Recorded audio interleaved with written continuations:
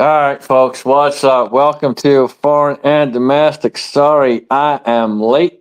I'm working on the generator, and as soon as I get that going, I should have internet, and I will be right back with you guys. In the meantime, you got the Battle Bean, you got Bama Dad, and I don't see anyone else popping in as of yet. Garage Guy, I'm sure will be around, but I will be back in as soon as I can, folks. Hey, what's going on, fuckers? What y'all doing late at night? Happy Thanksgiving for all you fuckers in the East Coast. We are still. It's only 9 o'clock here in the West Coast. How you doing, Bama Dad? You're muted, bro.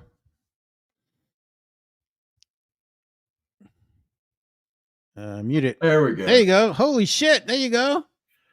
Still laughing after watching your video the other day. Oh, you still laughing? That reminds me of the days of Cheech and Chong album. Oh man, see, I'm telling you, man. I'm telling you. Once I figure this shit out, man, you're gonna see more reaction videos. Cause I'll be honest with you, I always run into some crazy ass shit on these fucking chats, and it is time for us to react to our own fucking stupidity. But yeah, man. I see Uncle Jim's out there. How you doing, Uncle Jim? Look at his response. His response is classic. Hey, man, don't be mad. Appreciate that we love you. But anyways, guys, before we get started, I am wearing my National Guard shirt on. Um, our thoughts and prayers are with those soldiers that got ambushed in Washington D.C. It is tragic what happened. I'm hoping that they make it through, and um, that this kind of nonsense will stop, man. But I think if anything, this goes to show you that Washington D.C. does have a lot of fucked up shit going on over there, and it doesn't matter how much Capitol Police and all the other. I mean, honestly, man, I've been to Washington D.C. There is fucking cops everywhere. I don't understand why they have so much fucking issues with crime, dude. It just takes one idiot being quiet and walking in with a gun. Yeah, I know, man. You can't. How do you protect against that? You just Well, can't. no, you can't. And You the can kill way, him once he starts, but that's about all you can do. yeah, it was just fucked up how they did it. But it is what it is, man. I mean, at this point, I'm hoping that these soldiers get through it. I mean, I know that they have really good hospitals in Washington D.C., so hopefully they were able to get them there on time and be able to save their lives because they definitely needed that. I'm hoping they took him to Walter Reed because Walter Reed is they specialize in those type of things. I'm not to say that they don't have a trauma center of a civilian hospital in Washington D.C., but I know for a fact that Walter Reed, pretty much all those doctors in there were in Afghanistan or Iraq, so they're very familiar with dealing with wounds like that. Yeah, and I mean they transfer a lot of people from the front lines back to Walter Reed once they Oh get yeah, into the oh U.S. yeah, yeah, yeah.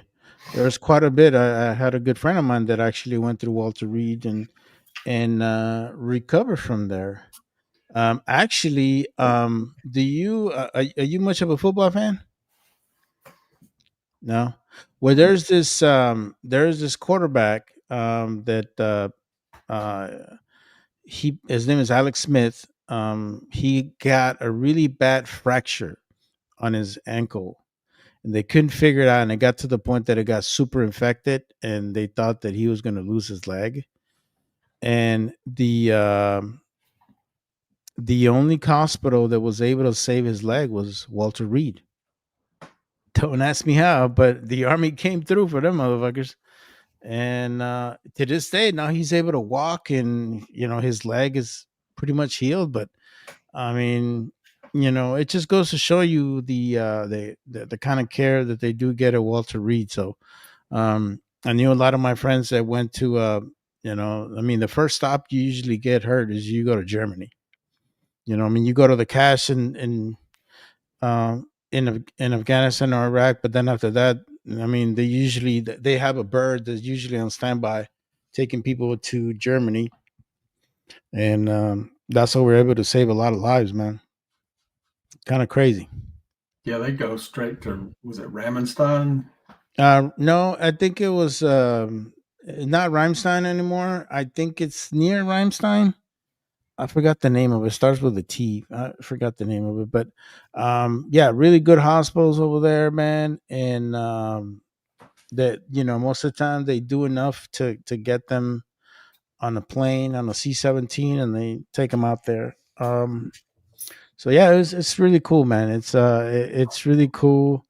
What another thing that people don't understand is that most of those medical personnel, most of those guys are all reservists. Most of them are trauma doctors, trauma nurses, and stuff like that. And then they, they join the military because they want to save lives, and that's how many of them get a lot of their expertise. I mean, actually, my medic in Iraq,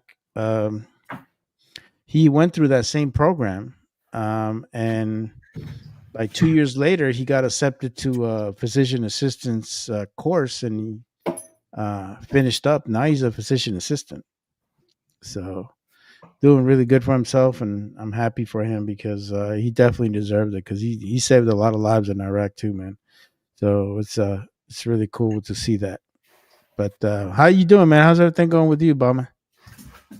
I can't complain. What's something good? You might be interested if you hadn't already seen it. The Jocko Willink interview on Sean Ryan. Oh, I haven't seen it yet. What's going on with that? It's fantastic. It's just a 5-hour interview. Just really more. I didn't know so much. I've never heard that much stuff about him. I mean, I always knew he was. He's legendary in the SEAL community. I mean, he was involved in story too. Yeah. Oh no, he was involved in a lot of stuff, man.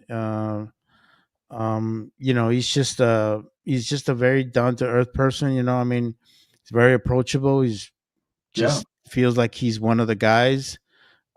He doesn't like when somebody calls him sir now, because that's what we call an officer. I mean, because he was a commander, or in the Navy. So I mean, he was pretty high ranking.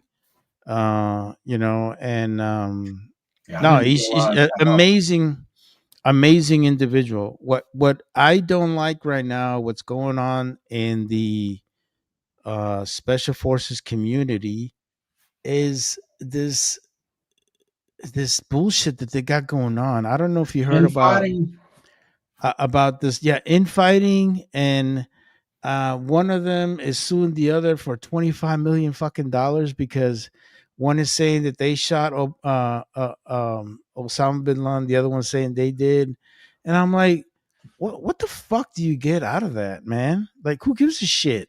Well, I mean, here's the thing: we know more than one person shot him. I'm sure. We know that. I mean, what's the redheaded guy's name that gets all the credit for it? His name is O'Neill. I forgot his first name, but I know.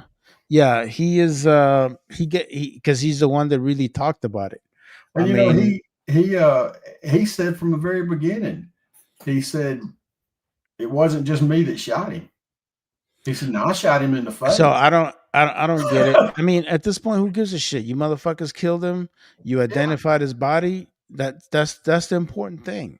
That's the important thing, because you're able to fucking get rid of a fucking evil son of a bitch that did not need to be in this world. So I never understood him not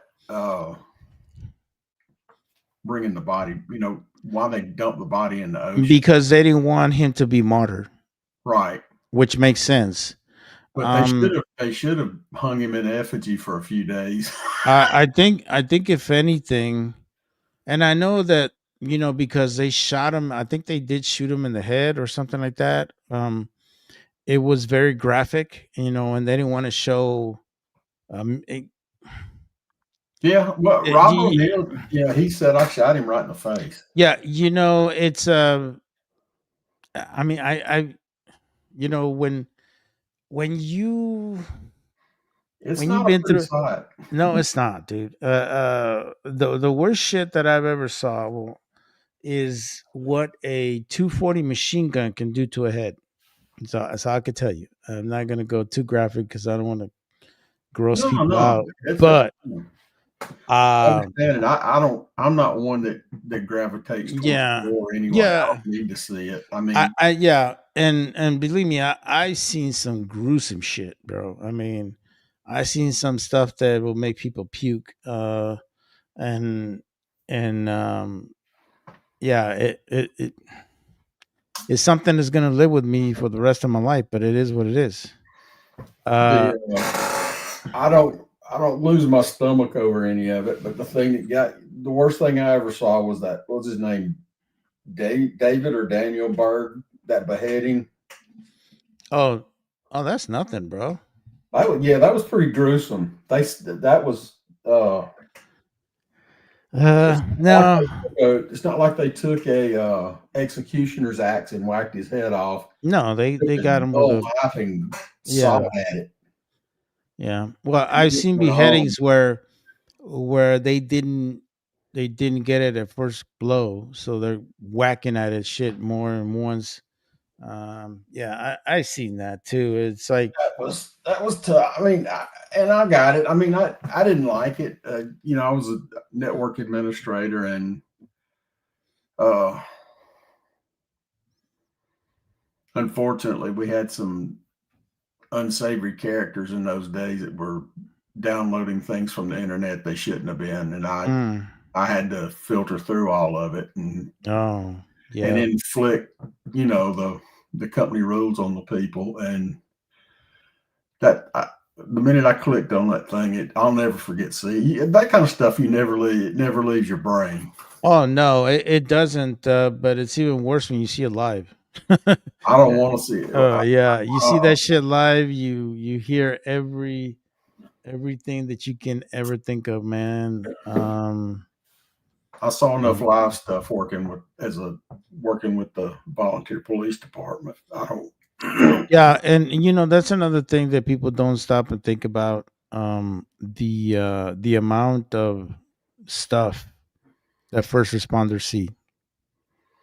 They really see some really gruesome stuff, and you know, there are some traffic accidents that are so horrible Yeah, that in some cases, you know, it's gruesome to see, especially those that involve the semi and a car. Yeah, those don't go well at all.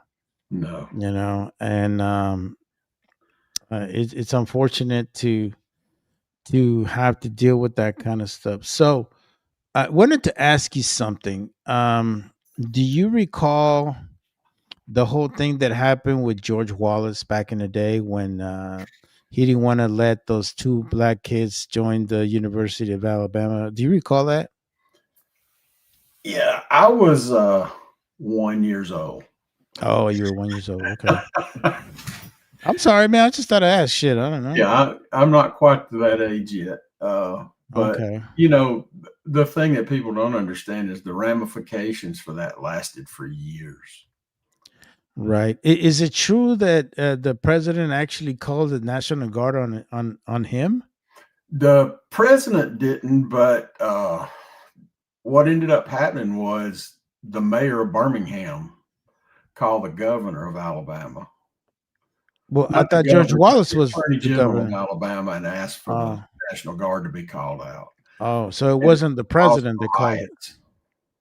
Because of the riots. That was the Bull Connor days when they suppose, it's not supposed, there's video of it. They turned dogs loose on people, and Oh no, yeah, I know there was some really bad stuff going on over there. there I, was, and a I, lot of it was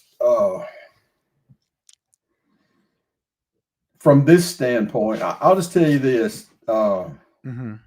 They blew up a black church. Some of the these guys were old when they did it. They were old redneck, set in their ways, and just determined they were going to, before they died, they were going to make their mark. Right. And they blew up the 42nd Street Baptist Church and killed 2 or 3 little girls that were in the church. That's horrible.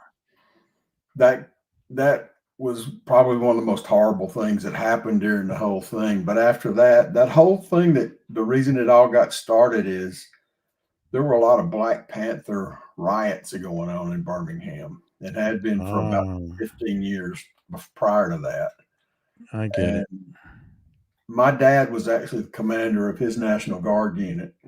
And I'll never forget, in the middle of the night, the phone ringing. This is back in the old days when you had a 25-foot coil cord. Oh, yeah. Phone on the wall. Oh, yeah. Oh, yeah. The phone rang. So your dad was in as a commander in the National Guard. No shit, huh?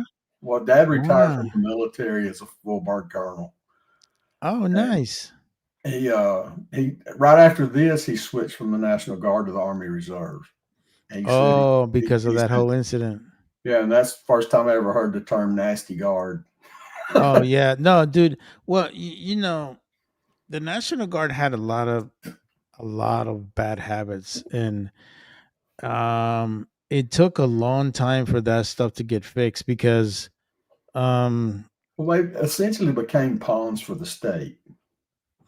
Well, yeah, it was a good old boy system. It became a system where Tim Walz of the world could get a medal on a small. Well, it wasn't just that. It was just a relaxed aspect of it. I remember, this is when I was still active duty. I remember fucking National Guard units coming on the weekend and buying fucking beer out of the Class 6. And you're like, well, if you guys don't know what the Class 6 in the military is, it's basically a liquor store. So, Class 6 in the Four Seasons. Yeah, exactly. So these motherfuckers would just come in and buy booze, go out to the field and get shit faced, and they were just very very undisciplined. They just, nobody wanted to join the National Guard after they got out of active duty. It was payday. Oh yeah, nobody. If they were on maneuvers and they were on base, if they were having like summer camp, they would load up. They'd go to the Four Seasons and buy bottles of liquor. Go to the package store and buy the beer. Yep. And then they would go to the PX and buy a boom box that was bigger than they were. And you would back in the day, huh? The base, and they went their whole payday. Yeah. Yeah. But, exactly. During that time, it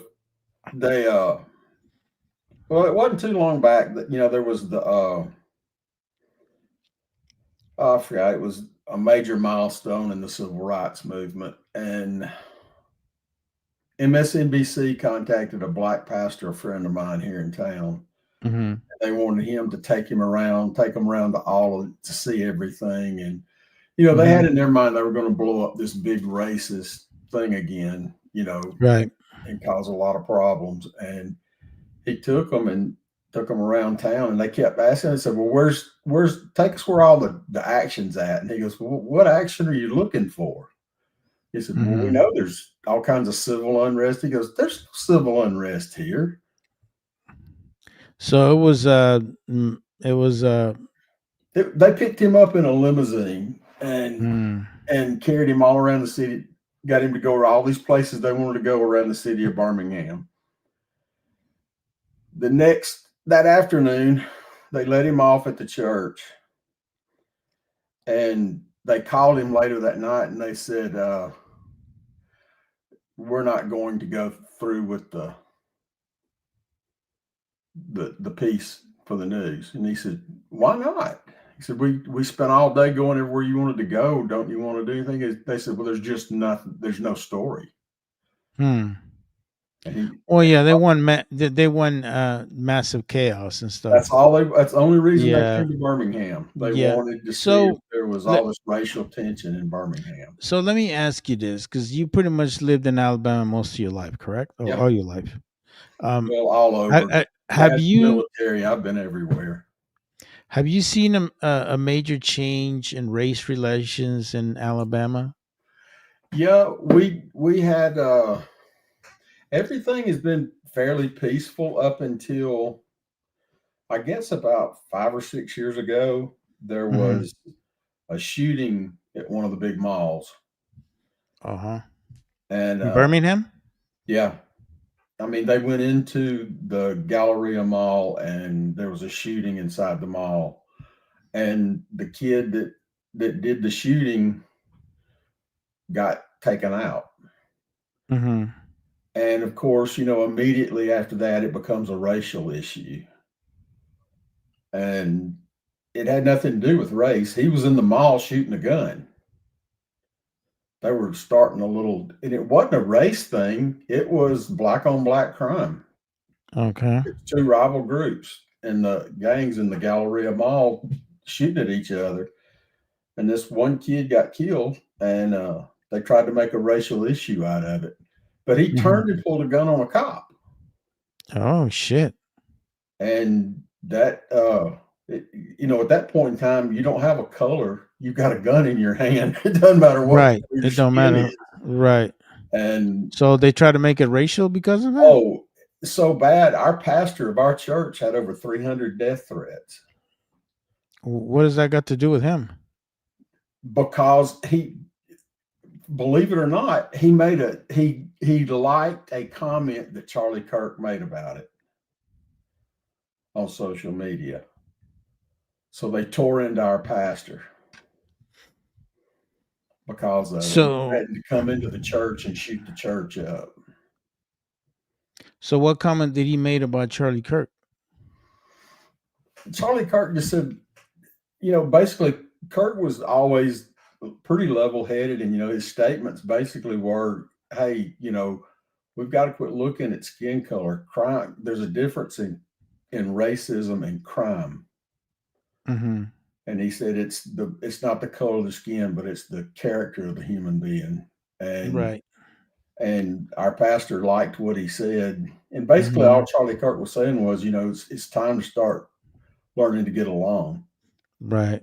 And Yeah, let me answer Uncle Jim real quick. No, it has nothing to do with Forrest Gump, Uncle Jim.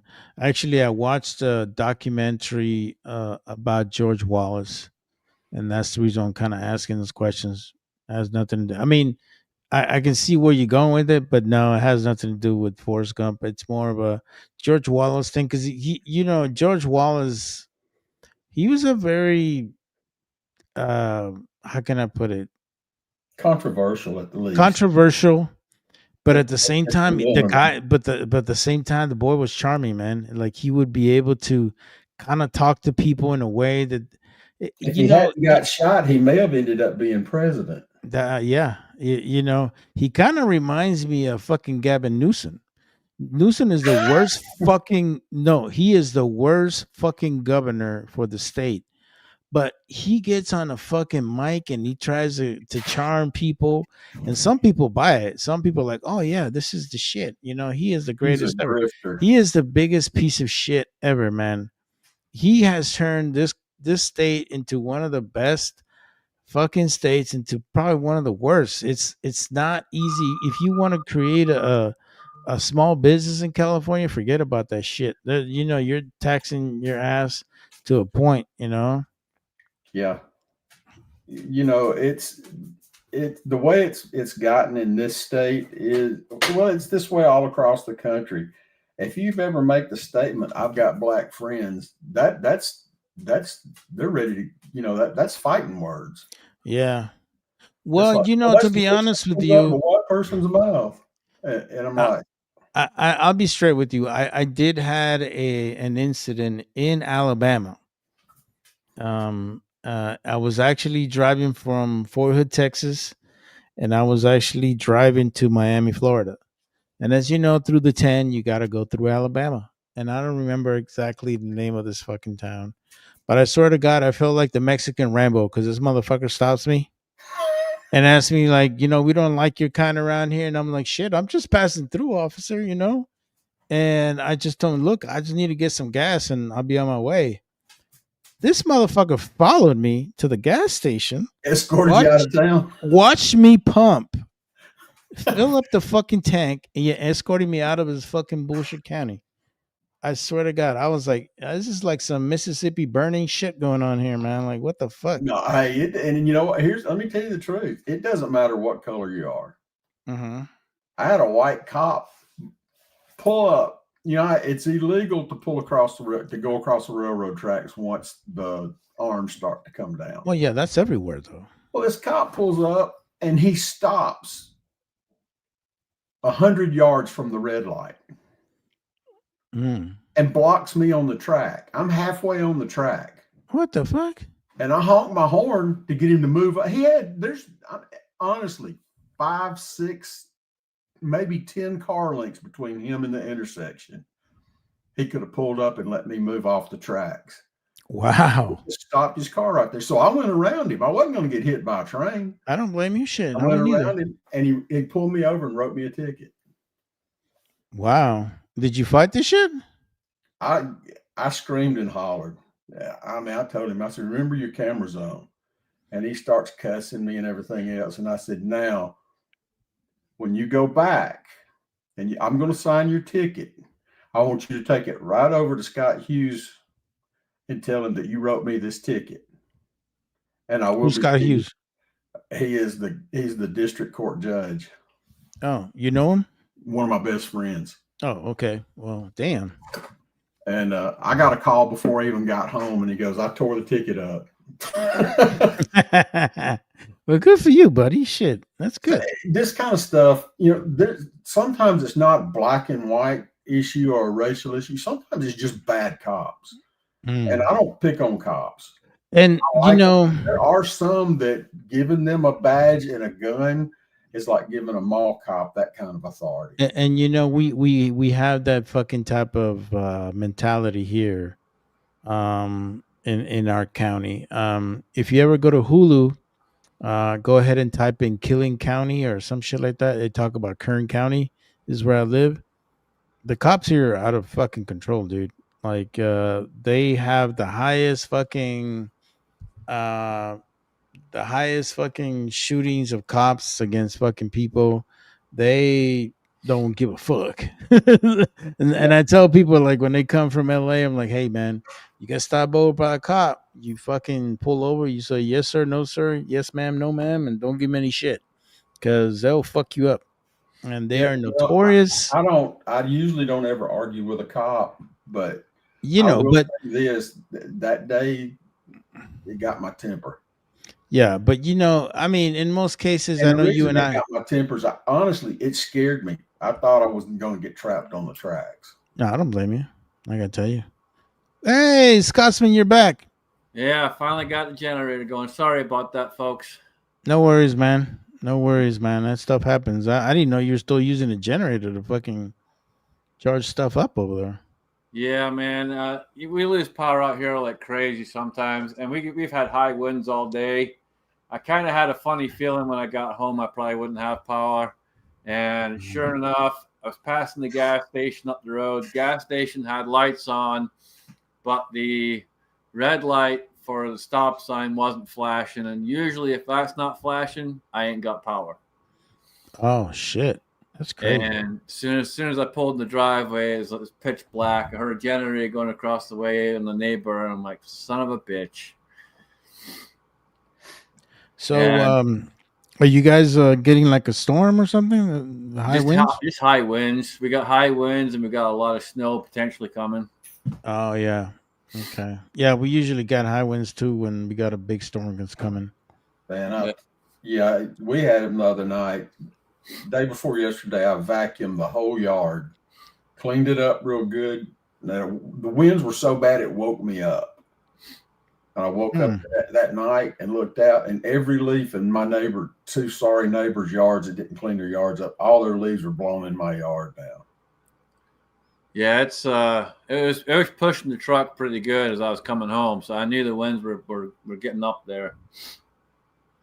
Man, that's crazy. What's the temperature like up there, Scotsman? Right now with the wind chill, it's probably high 20s at most. God, It's that's Make when I know Make I my nipples can't hard. live What the in fuck, dude? South. it's pretty nipply out there, Battle Beam. Nah, I'm tropical peoples, man. Fuck that shit. Well, Mario, you live in the best part of the country for even temperatures all year long. I live in the fucking butthole of the fucking earth, bro. What are you talking about? It's extreme everything. It's extreme fucking hot and it gets extreme cold for the state. You know, we're not like fucking Ohio's fucking country, but because we live in a valley, so we get the extreme of fucking everything. We have the biggest issue with fog too. Like after, usually have a lot of fog after had a big rain or shit like that. So and it gets bad, man. It's like you ever seen the movie what is it, The Thing or whatever the fuck it is? It's just fucking just crazy ass fog and it doesn't let up. That's how it gets here sometimes, man. But yeah, no, it has its moments. It's bearable, you know. I mean, I like it, but sometimes it has a tendency of just getting my last fucking nerve. But yeah, it's not bad. But oh yeah, the blob. No, I thought it was called the Mist, Uncle Swamp Jim. Thing, or No, I think it's called the Mist. This fucking movie called the Mist, and this fucking they're just relentless fucking fog and all kinds of crazy shit. But whatever. Yeah, it's not bad. I mean, right now it's okay. Last week we did had a fucking rainstorm from hell. I mean, I think we got like 3 inches in 2 days, which is very really weird here. But when it does rain, it fucking rains. But yeah, I mean, we don't get the extremes like Ohio with all that fucking snow and shit. You know, those fuckers get all 4 seasons over there in Ohio. We don't. We get two. But yeah, um,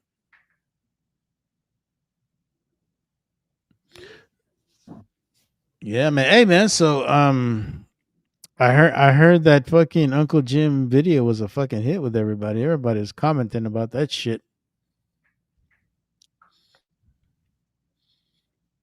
Poor Uncle Jim had to make a response video. Uh, Craziness, man.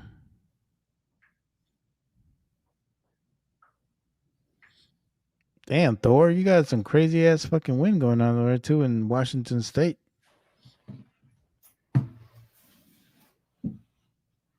Oh, hey, okay. What's going on, girlfriend? What you doing? Man, you know, I don't like watching their videos because I get hungry and then I'm like, fuck, I need to stop eating. But yeah, good stuff, man. So Bamadad, you're saying that your best friend is a judge over there? yeah, Who else you got, bro? Who else you got that's high ranking that's a friend of yours? he's just he's just I don't know what I forgot the title of judge. Basically handles traffic court.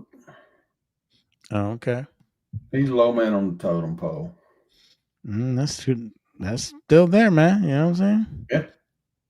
Oh, hey, okay. Just came back from Laos. Man, that's a long ass trip, girl. The hell? 5 long weeks. Wow. That's a long time there, man. Glad you're doing okay, though. I'm sure you went to go visit family. I hope everything's good over there.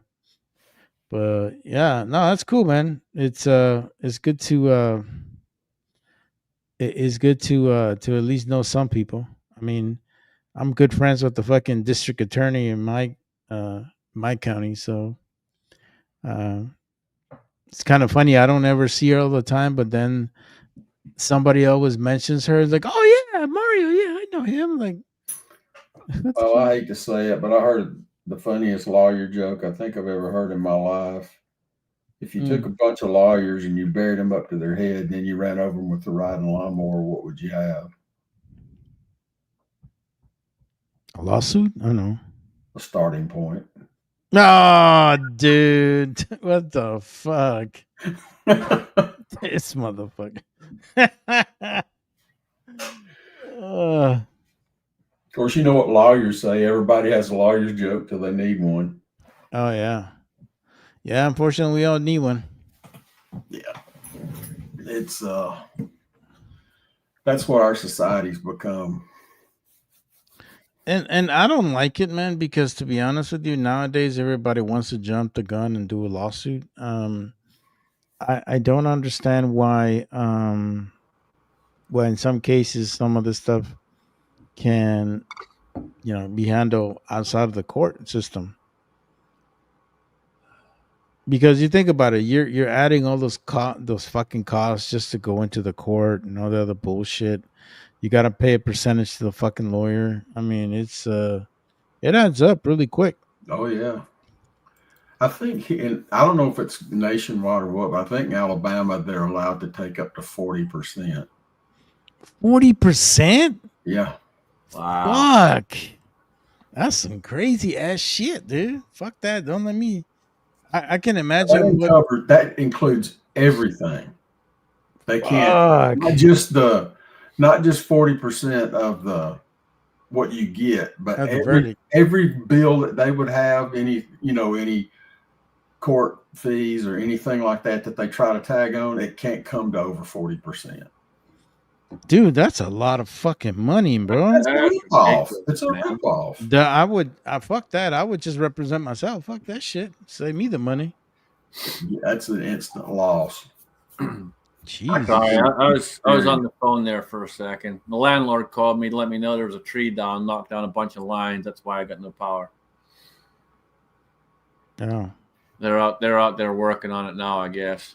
So hopefully in a couple of hours I'll have power. Dang. Yeah, that's crazy, bro. Mine was out for like 6 or 8 hours the other day. Yeah, on the way to work there was 3 or 4 trees down on the way to work earlier today. So yeah. I kind of half expected it, but I was hoping I'd get away with it and not have any problems. But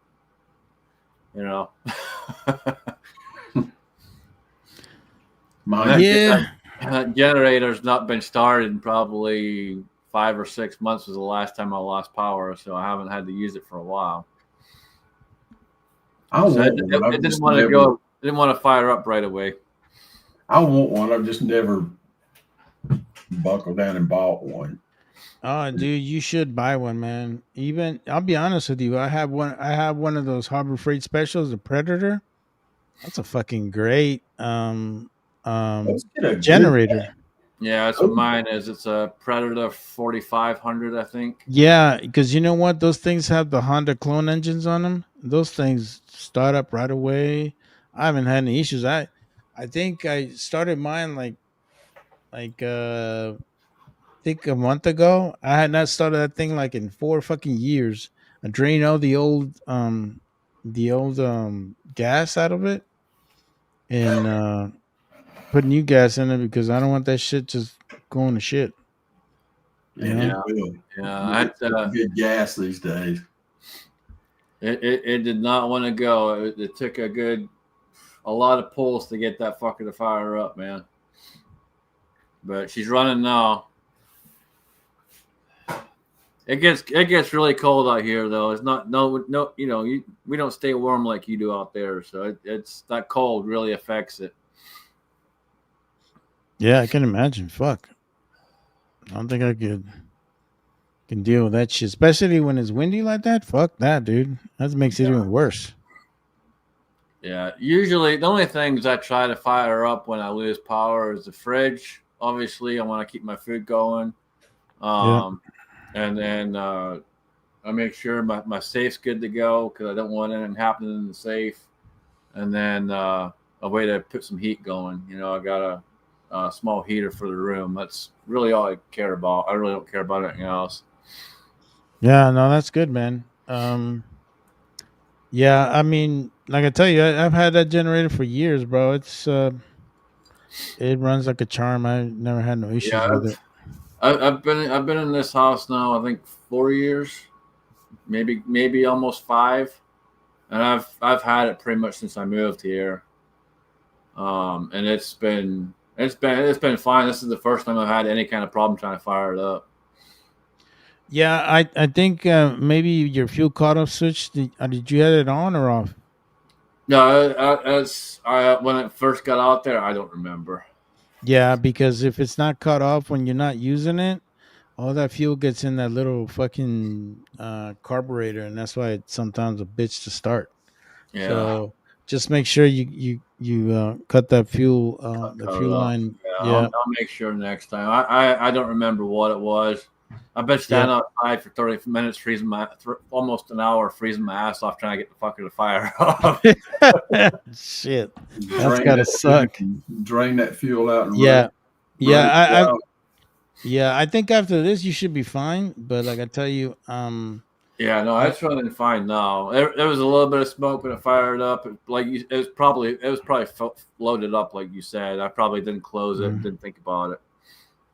yeah. No, it's just something that you kind of overlook because you're just like whatever. But yeah. Um, I haven't had any issues with this one because I always cut the fuel that fuel switch. I always have it off when I'm not using it. So My um, next door neighbor put one of those Tesla roofs in with oh, the power walls. not well, he's got the power wall, but his whole roof is solar panel, Uh huh.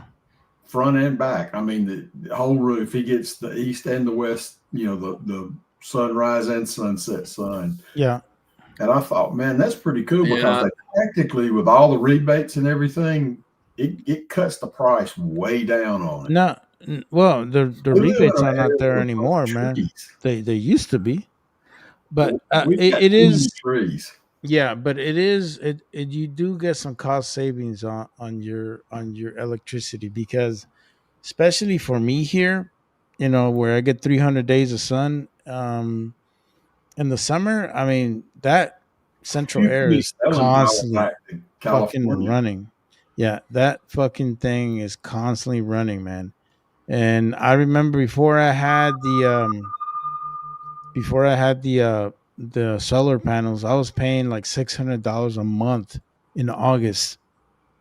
1 month, $600 just in electricity. I was like $700. I'm like, this is some bullshit. Like I need to do yeah, something that's about that's this. nuts, man. Yeah, My that is my not. highest bill in this house so far, I think's been like 90 something, maybe. Yeah, yeah.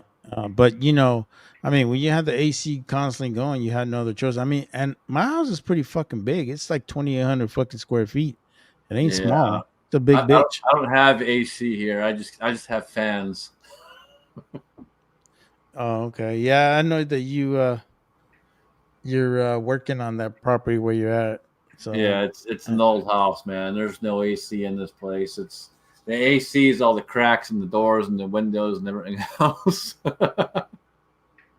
yeah, yeah, I know.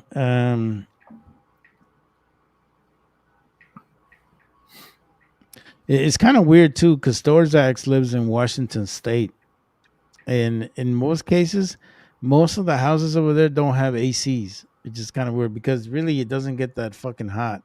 But I Mm. noticed in the past 6 years, like there's times in Washington State it gets in the 90s and 95 and up. They fucking can't handle that heat, man. They like, I'm fucking dying. Oh yeah, even when I lived in Oregon, Oregon would get up there. I mean, it gets hot out here too. It gets in the high 90s, sometimes, and in the hundreds out here. I hate the heat, man. But you got to remember, I come from a country where I'm used to walking out in a freaking t-shirt in this weather. Well, yeah, I know you come from fucking Scotland. Um, Was I it, mean, it's it's cold here now, and I feel it more now. But in general, I'm used to it. And I can go out in a t-shirt and I'm fine. so let me ask you this about Scotland. Like, how long is your fucking summers over there? Do you even have a summer? So I always joke with people, but literally I've always said we're lucky if we see the sun 2 weeks out of the summer, because it's literally usually always cloudy. During the summer, you might see the sun 2 weeks out of that time. But when you do, it can get pretty warm sometimes. Like even when I went home last year, it got fucking pretty warm when I was over there. I was kind of shocked to see the sun as much as I did. I'm not even joking. Like seriously, it was all a lot when I was there. It's crazy. Yeah, no, it's interesting that that the UK is cloudy all the fucking time. Like, what the hell? Like, I mean, you guys have like a high suicide rate over there? Because I mean, that could be fucking detrimental to the fucking. I mean, because I know like No. I mean, no, you got way higher over here than we have over there. Maybe you guys get too much sun. Oh no, not here. Like I tell you, I got 300 days of sun in this motherfucker. That's why. That's why I put solar panels because it makes sense. I mean, Oh yeah, no, you got to, man. yeah. If I didn't have if I don't get 300 days of sun, I mean, it's not even worth my time to do it. Yeah. But I know that a lot of folks, like especially those that live in Alaska, they take advantage of it because I think like 2-3 months. I don't know if in the summer I think it's in the summer.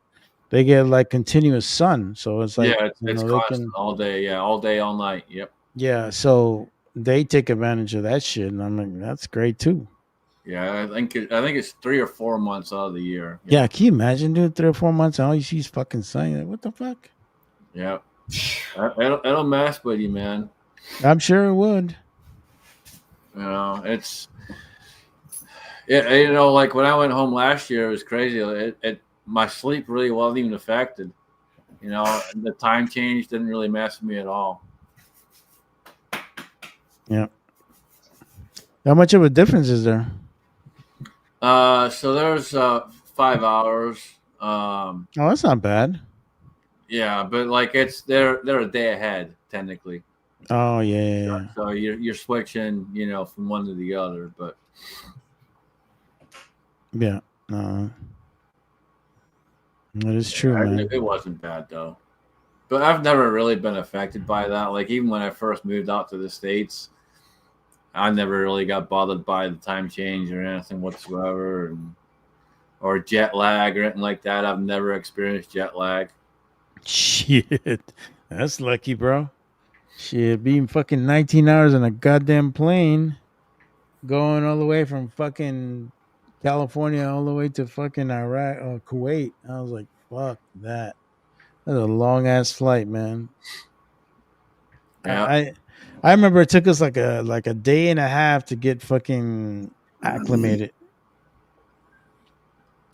And I remember when I came back, because like in between your deployment, they give you like 2 weeks of R&R. You can come home if you want.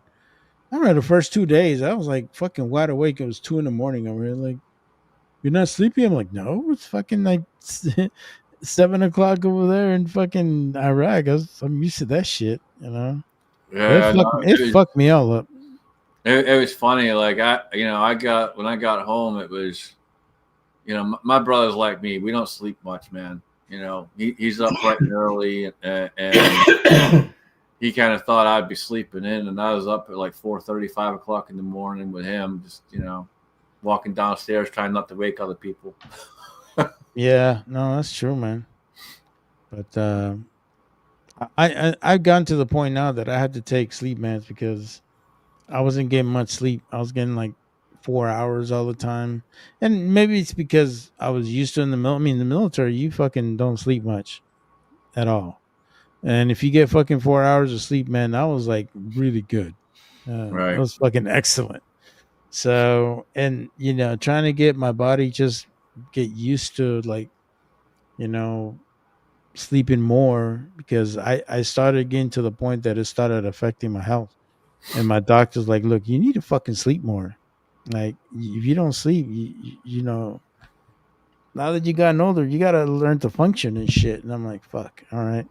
Right. Well, like with my back and all that, the doctor was asking me, they're like, how much sleep do you get? And I'm like, on average, 3 to 4 hours. And they're like, you're not tired or exhausted or anything? I'm like, nah, man, I've been doing this for 30 freaking years plus. Like, I'm used to it, man. Yeah, but it's gonna catch up to you, bro. Trust me, man. Oh, it'll get me later on, I'm sure. But right now, I'm still good. Like, it doesn't bother me at all, man. Yeah. It will catch you. Yeah, we'll catch you because I'm telling you now. I'm fucking 52. I know that by last year around turn 51 is when it started hitting me. Like, hey, what the fuck are you doing? I know you're not there yet, but not quite. But you'll get there, and then you're like, what the fuck? I need to get more sleep. I'm sure it'll probably hit me hard because I've been going at it for quite a while like that. So I'm sure it'll hit me hard when it does. Yeah, man. Oh man. So what do you guys think about this fucking bullshit sedition video that Mark Kelly made? Because personally, I think it's like a fucking act of war. You don't go out there and tell fucking the military that they should not obey the orders of the current president of the United States, knowing these motherfuckers are former military and CIA fucking officers. I got a feeling that if they don't fucking do something about this, it's gonna get even worse. It's gonna get to a point that they start influencing people even more, and they might even create a coup. At a point when the morale's the highest it's been in years in the military. So I don't know if you saw or not, Battle Bean, but Hegseth came out and said that they're looking into re-enlisting him to put him through a military court. Yes, because he does, and actually, I had made a video. I just haven't published it yet, but in which I talk about this because technically speaking, if you're receiving any kind of benefits while you're a retiree, you're subject to being called to active duty because you do face certain aspects within the UCMJ, which is the Uniform Military Code of Justice, what the fuck's called. Yeah, Uniform Military Code of Justice. Yeah.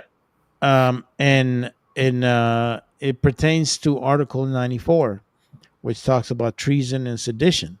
If they pull him for a military tribunal, he's toast. But see, here's my thing. I'm just wondering what the fuck got these guys to get to this extreme, because I have never in my life seen members of Congress going against the president of the United States saying that you should not fucking obey, illegal orders. And technically speaking, what has he done that we would consider an illegal order? Well, I think what this is all coming down to is it's because they keep having the National Guard go out and they're trying to say that that's illegal for him to do that, which it's not. It's absolutely not. No, technically speaking, it's not, because they still fall under the president of the United States. Yes, if he believes governments aren't taking care of the people of the state, the federal government has a right to step in. Right, and that's exactly it. If he believes that the state is not doing its job, then he has the authority to step in and authorize it, and that's what he's done. And then you got all these other ones out there freaking out and trying to sue him and send him up in court. And you got all these judges that most of them are all Biden appointed judges turning around and saying, yeah, no, they shouldn't be there. That's illegal. And it's not illegal. Well, they're trying to scare people into thinking that he's trying to provoke martial law, and it's anything but. I mean, if he was trying to create martial law, he would have called out all National Guards. He didn't do that.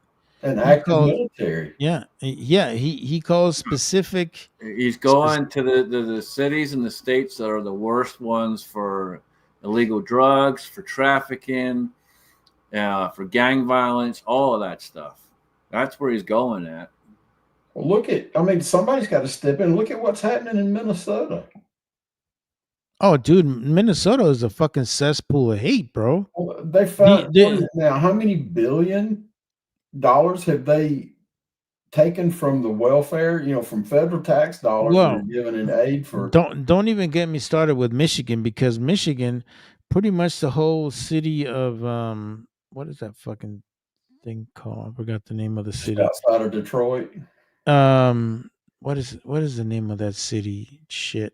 the one that's Uh, mostly Muslim now. yeah, it's I God can't damn. think. Dearborn. Dearborn, yes, Dearborn. It's run by a fucking mayor who's Muslim. These motherfuckers basically have called to prayer every day. Like, what the fuck? We're not living in fucking a Muslim country, man. The Like, over loudspeaker, a and loudspeaker over the whole it's fucking city. they're breaking every sound ordinance in the city, Yeah, and the because police won't do anything about it. don't do shit about it. And then on top of that, these motherfuckers are actually saying death to America in a public square in Dearborn, Michigan. Like, Waving their flags. Yeah, waving a fucking Palestine flag. Like, really? Like, it's gotten to the point that these motherfuckers, that there's something that needs to be done, man. Like Dearborn, Michigan, there needs to be something fucking done to the point that it is drastic, and it sets a fucking precedence for any other fucking any other state that might be thinking about doing the same shit. Because here's my thing: the way I look at it is that myself and Scotsman, we're immigrants. Okay, we came to this country, and Y'all are American. we did not try to change the way Americans do things. We value and we love everything that the United States has brought to us, but we celebrate Thanksgiving. We pledge allegiance to our flag. Many of these fucking immigrants don't pledge allegiance to the flag. They don't give two shits about our values. They don't give a shit about what we stand for as a country. So why in the fuck? They want to throw out our laws and use their own laws as legal. Oh, hell no! And to be honest with you, and it's a big problem, and we see the same thing. Like, for me, I see it back home too. So, like, back home, Battle Bean, we got the same issue back home. We got Muslims, Pakistanis, Indians, you name it, flooded in the country. Britain's got it 10 times worse. It's been that way. It's been that way for the last 20 years, and it's got to the point where it's absolutely insane how many is over there. And basically the white guy's the fucking minority now, and it's absolutely nuts, dude. And they push their shit over there just like they're trying to push it over here, and it's absolutely nuts. And like you said, for someone like yourself and me who came here and did it the right way, and seeing people like that come here and claim asylum and then try to push all their bullshit over here, that's not asylum. That's you running away from your country and trying to make this another country that's not. No, you want to come here, then you want to try and be an American and be an American. Don't try and come here and fucking. Well, we got the weakest people from the worst countries, and they came here acting like they were scared to death and they needed asylum. They come to this country. What's the first thing they want to do? They want to be the bullies now. They want to be the same kind of people that ran them out of their own. The same thing happened in fucking in Denver, Colorado, if I recall. All these Venezuelans that came in, right? These motherfuckers were actually taking over an apartment complex, dude. Like straight out with fucking guns and all kinds of shit. You remember New Jack City? Remember that movie New Jack City? You know how they took over those apartments and the way they did it? That's exactly what they were doing into this fucking apartment complex. The one in Colorado? The one in Colorado. Yeah. They were distributing fucking drugs through there, prostitution, in front of all these people that are welcoming them into their country, and this is how you shit on them? That's the reason. They went into people's apartments. Yeah, Subsidized exactly. apartments and You blew them you out. there's fucking videos of these motherfuckers at gunpoint going into people's fucking apartments. Like, what in the fuck is going on here, dude? You Yeah, know, and And then, Edward makes a great point, man. you're heavy-handed if you make them abide by the law. We're seeing it more and more where they're in our government. Just look at fucking New York. New York just put a fucking socialist in fucking office. Like, You know, I wondered when Mad Dumbass, what's his name? Mondami. I don't know why. Mondani, whatever his fucking name is. You know, he went and put on a dog and pony show for Trump, and then not 24 to 48 hours later, he was bad mouthing Trump. I call him Houdini. Yeah. So because literally, you got to be a fucking magician to make that shit happen. Here's my thing, bro. What the fuck happened to New York? Did you guys don't remember what 9/11 happened? Didn't you just had a bunch of fucking Muslim Mondani motherfuckers go into your fucking go into these fucking buildings with these fucking United Airline fucking airliners and destroy 2 humongous fucking buildings? How the fuck do you forget that shit? How is it that a Muslim is in charge of the largest city of the United States of America? I do not get it. And by the way, I don't know if you guys seen this guy just fucking did a video where he's trying to get people to give him more money so he can start his fucking campaign where he's going through his transition as mayor. And I'm thinking, like, where the fuck is all your campaign money? Like, dude, what the fuck are you talking about? that was 5 minutes after he got the announcement. He literally made a video and posted it the same night. Oh, I know I wasn't gonna ask for money, but I need money. Like, come on, dude. Like, dude, that is the biggest fraud motherfucker ever right there. And all these dumb motherfuckers in New York who thought that they were being progressive and changes and like that.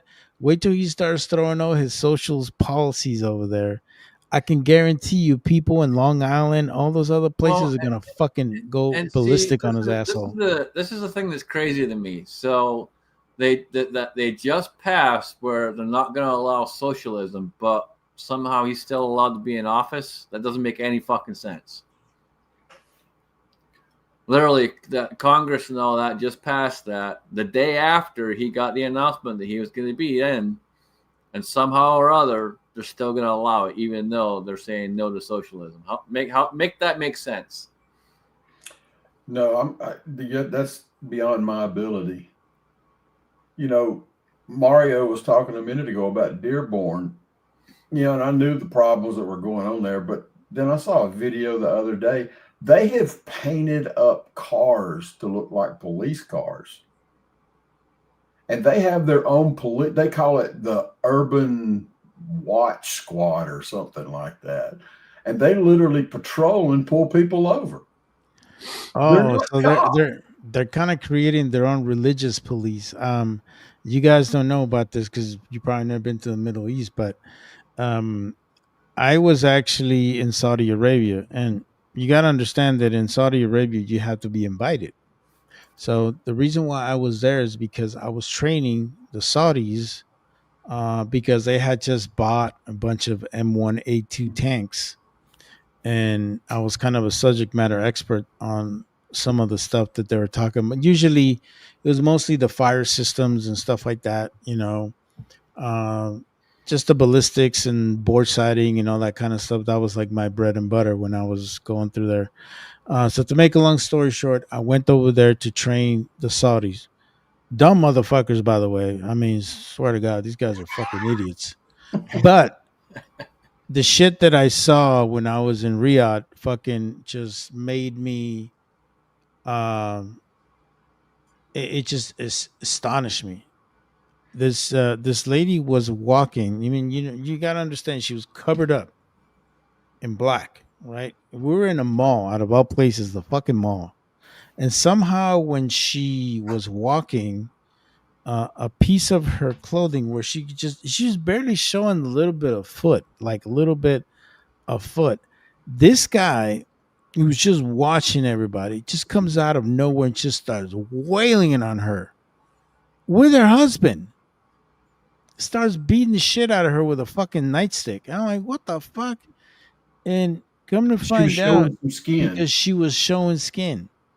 And because I was there, they wanted to make a fucking Make an example. make Yep. an example. So if this kind of bullshit is gonna go now in New York and Dearborn, like it's not No, gonna it's, go well. it can't happen here. We can't allow that to. We can't allow it to go on. That's And see what they're really trying to do is they want to create a race war.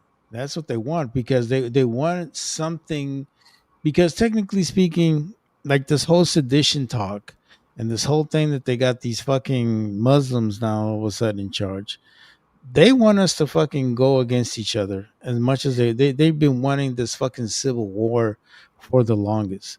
This Right. whole thing with what the Congress is doing with their sedition talk and all this other shit, if they don't stop this shit, it's gonna get worse.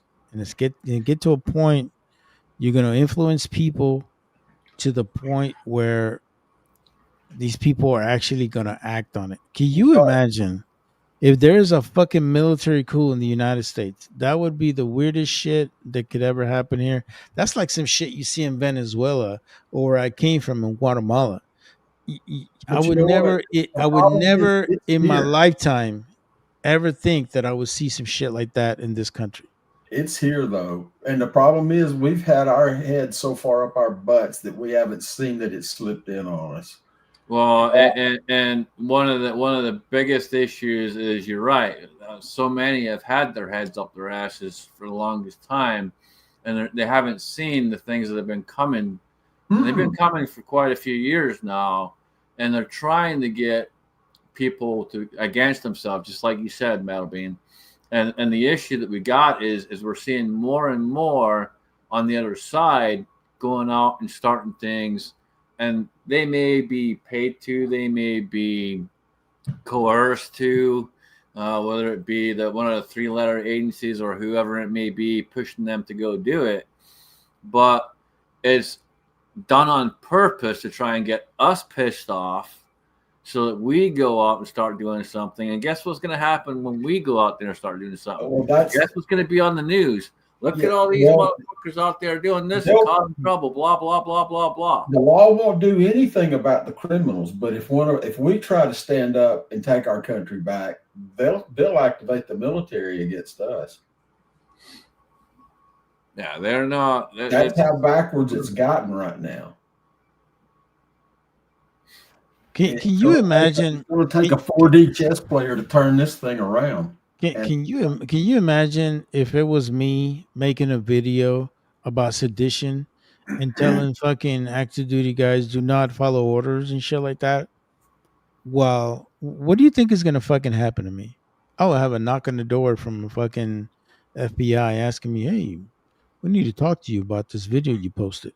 I mean, honestly, guys, I think that this.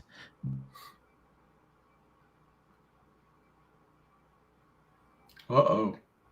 Everybody froze. I'm still good. I think it's just Battle Bean. But Burnaby, yeah, I remember that, and I think it was a little less than 20. I think it was probably like 18, maybe something like that. But yeah, I remember hearing about that in Michigan. It's I think one of the biggest problems is people here, you see so many liberals, they got this lovey-dovey attitude, but they've never been anywhere. And if they ever have gone to a third world country, they've stayed in a luxury hotel. One of the biggest problems we've got here is indoctrination. Indoctrination's been going on for so long, and it's been in the schools, and so they get out of school, or they're in their early teens or whatever it may be, and they're already extreme far on the other end, of the spectrum and have no fucking idea because that's just what they've been fed. And so they get out in the real world and start causing problems. And here we are standing up saying no, and we're always the bad guy because we stand up and say no. You know, I can tell you this, in my travels where I've been around, and I've been to a lot of third world countries, I haven't found a single one that I would eat at. You don't go, I mean, all you got to do is go look at the filth that they tolerate, and you wonder why they're sick. One of the reasons they want to come to this country, free health care, because they're dying just eating over there. You know, there's no sanitary conditions anywhere. You get a common cold and die in those countries. But their common colds are a whole lot different than ours. Their common colds are yellow fever and malaria, and you know, where we deal with strep throat and maybe, if it's really bad, pneumonia. But it is, people make judgment calls here based on who they like and who tickles their ear and makes them feel good about themselves. And that's a big key factor is they tell you what they think you want to hear, and so many just pay attention to that. Oh, they're saying the things I want, but are they actually meaning them? That's what you got to look at. You got to look at their history. Where did they come from? What do they got going on? I don't think they mean them, but I think they have an agenda. Oh, they have no. That's the whole point. They don't mean them. They have an agenda. That's the issue. They have an agenda. You know, it has nothing to do with making anything better for us. It's all about what they want and causing problems. I would be remiss if I didn't admit this about myself, but you know, I was kind of proud for the longest of the opposite of the squad, the Marjorie Taylor Greene, the Lauren Boebert, the Anna Paulina Luna, you know, the women that were in Congress that were actually standing for something, and then turn around and just because Trump makes an idiotic statement against Marjorie Taylor Greene, she just up and decides, I'll quit. See, is she just quitting? Why does it seem like there's more to this story than meets the eye? There definitely is more to it, and I think they got something on her or something along those lines. Have you seen? She's been in what? She served 6 years in Congress, 3 terms. They make $275,000 a year for being a congressperson. She has, like, I forgot what it was, but it's like she's had she is ahead of Nancy Pelosi and her stock dividends. Yeah, she that blew my mind. I mean, I'm like, I stood up for this woman. Yeah, there's something else going on there for sure. Definitely, you know, and I talked to Jamie about it a little bit. Like it was so quick and so fast of how she did it that there's definitely something else happening there. Yeah, we're not getting the whole story. You know, I was watching Chad Wright the other day, ex-Navy SEAL. He's thinking about running for her spot. And at first I was kind of like, I like Chad. I hate to see good people go into politics. Edward, here's the funny thing, man. So we have a Supreme Court that cannot do that. But if you watch The World's Strongest Man or The World's Strongest Woman, The World's Strongest Woman was just a man who had transitioned, and they got told, absolutely, fuck no, you are not having that title. Yeah, but so, the problem we have is the Supreme Court that can't figure it out. But we You got some people that can figure it out. That guy that did that as a joke. He didn't do it as a joke. They did that on purpose because they weren't even answering the calls when they were told, no, you're being stripped of your title. Yeah, but he's very much a man. Full beard, weighs about 400 pounds. No. He's solid muscle. No, that's not 400 pounds. I saw the picture of him. That's not. They don't have 400 pounds. Not even close. Well, the one I'm not sure what you're talking thinking. about was I'm not actually sure what you're thinking also of, but the yeah, no, this strongest person man. He was. said, I'll take both titles. Yeah, this person was nowhere near 400 pounds, dude. They sure as shit didn't look like a woman in the sense of a good-looking woman by any means of the matter. You could tell it was a fucking dude. But Well, that's one of the things that's got to stop in this country. I mean, I've got 3 granddaughters, and I'll be damned if I'm going to let one of those walk in the bathroom where my granddaughters are. I don't care what the store's policies are. Oh, and again, it goes back to indoctrination, and it goes back to the whole DEI policies and all this other BS. We didn't have any of that shit when I grew up, man. None of that crap.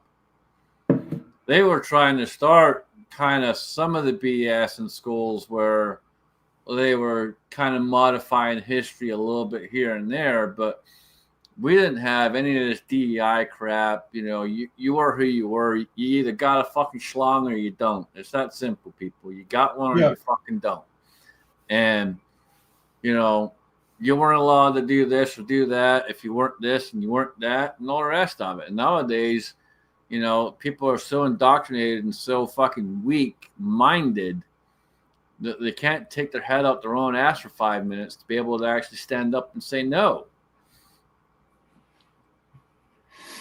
You're right. I mean, nobody wants to stand up and say no anymore. Yeah, it's crazy to me. I didn't come here to lose free speech, man. I come here to use my free speech. Yeah, and I've spoke up about. You came here to use it, not to lose it. I spoke up about a lot of shit over the fucking years, and I've gotten hit multiple times on multiple platforms online, and I've had shit at work before and all kinds of shit for opening my mouth. But I'm not gonna hold back. No, if you truly believe in something, then you fight for it. But and you got to think about it like this. We know there's a point that you push a man to a certain point, and you're going to get your teeth knocked out. Or he's going to throw a punch. Well, they've emasculated manhood in this country to the point of you better not hit somebody. Things were a lot better when 2 guys go out, duke it out, be done with it. Yeah, because I mean, you think that the average amount of time it lasts is what, 10, 15 minutes? Oh hell no, no. If it's usually seconds. If you're in an actual fight, it's usually done pretty dang quick, within the first minute at most. Yeah, and once you grapple for a minute or so, and then it's over, and the next thing you know, they're at a bar having a beer together. In this country now, you take that away, and you end up with Hatfields and McCoys and 20 years of feuding going on. Yeah, it's just nuts to me, man. Like when you think about the actual proper history of this country and where this country came from, all that, where it's sitting right now, and so many people are sitting back, living in the fucking matrix, and won't take their head out their ass and wake up to see what's going on. And I don't know if it's because they don't want to believe it, or they're scared to go out there and say something or whatever it may be. But hell, we so had many politicians people, that had duels. yeah, so many people are just sitting back in their fucking chair in their little cozy thing, thinking that they got this going on, that going on, when in reality, no, you're living in a fucking dream, and that dream's gonna explode pretty fucking quick. Yeah, if you don't fight for what's yours, it will be taken away from you. It's just that simple. And it's to the point of the worst enemy to this country is China. And No, the worst enemy of this country is the people within it. I mean And the foreign what I mean by that is all the people that are that run this place, and it's not the people that you think run it, because the people that you think run it are not the ones pulling the fucking strings. No, you're right. I mean, when you've got the George Soroses of the world and the other guys that are just pumping money in, You got Soros, you got BlackRock, and there's multiple others, and they all pull the strings. Jeez, man, if you look at the real estate holdings that BlackRock has in the United States, they want to buy the whole country. You go look at farmland. Farmland, not just Bill Gates, but BlackRock owns a shit ton of fucking farmland. A shit ton.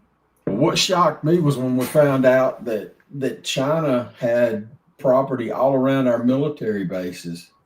Right, and they're not supposed to. They're not supposed to be able to do that, and yet they are. And they're buying. They shouldn't be allowed to own property in this country. No, they shouldn't be, and they're buying it under I forget the hell the company name is, but they're buying it under a different company. Well, I like, and I never was the biggest fan of hers, but at least Huckabee's daughter ran them out of Oklahoma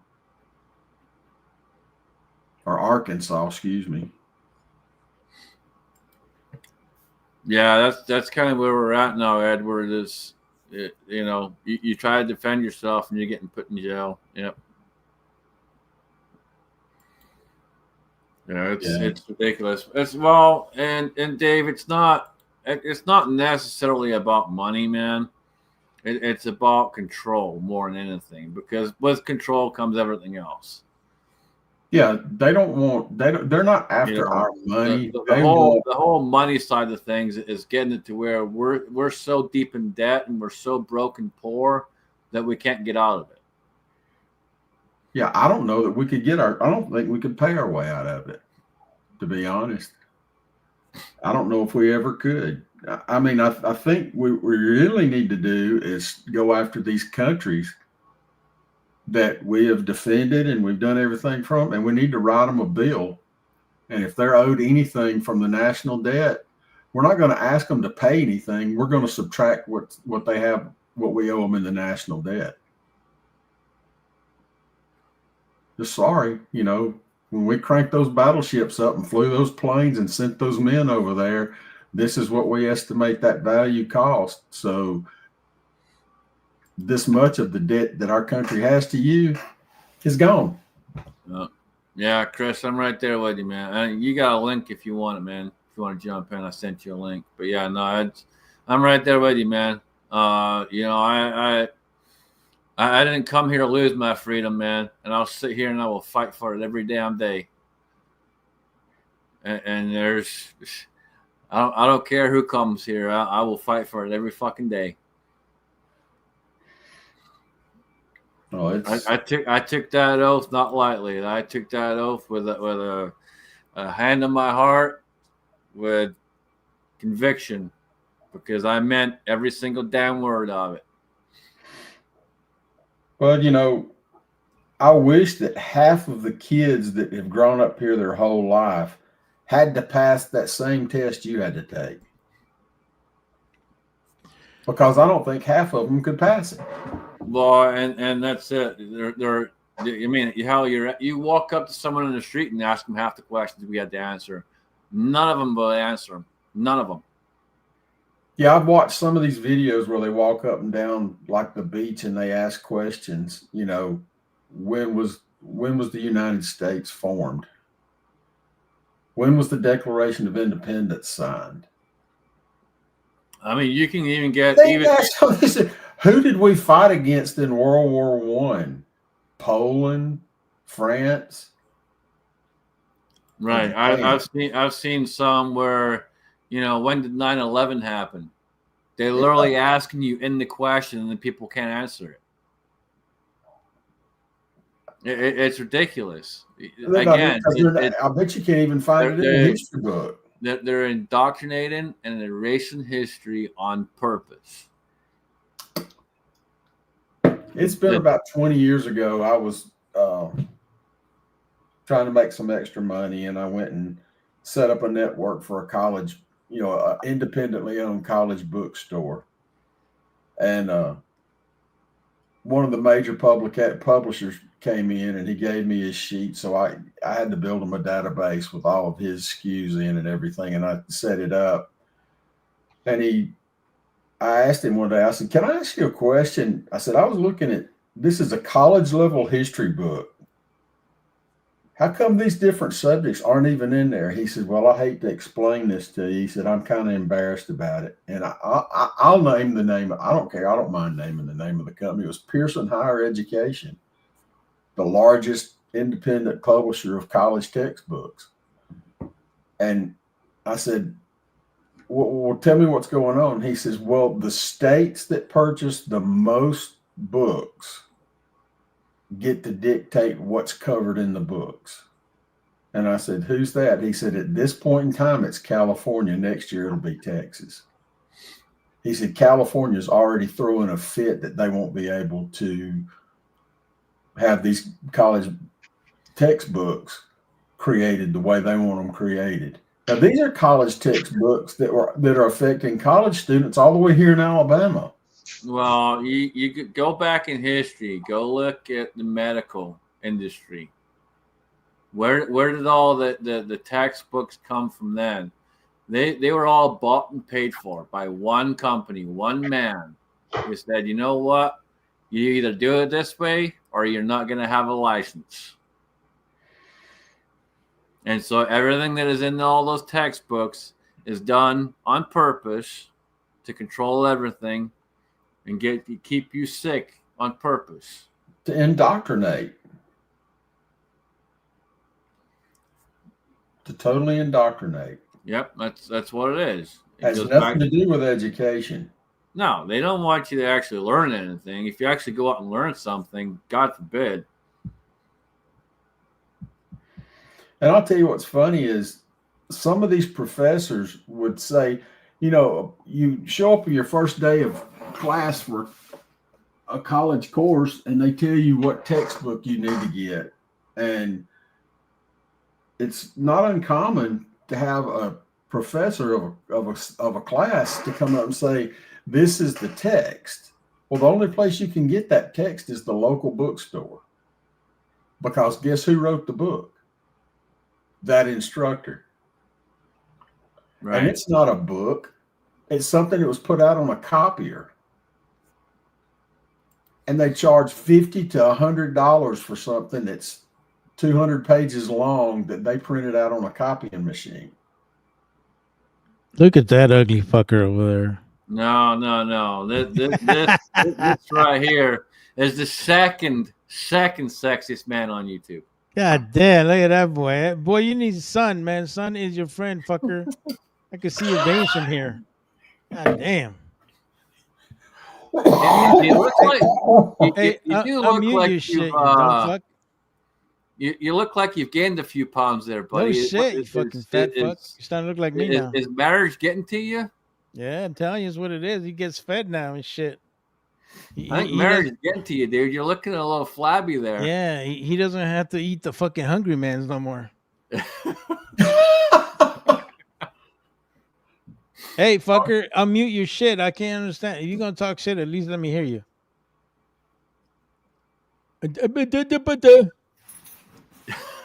Thank you. Come again.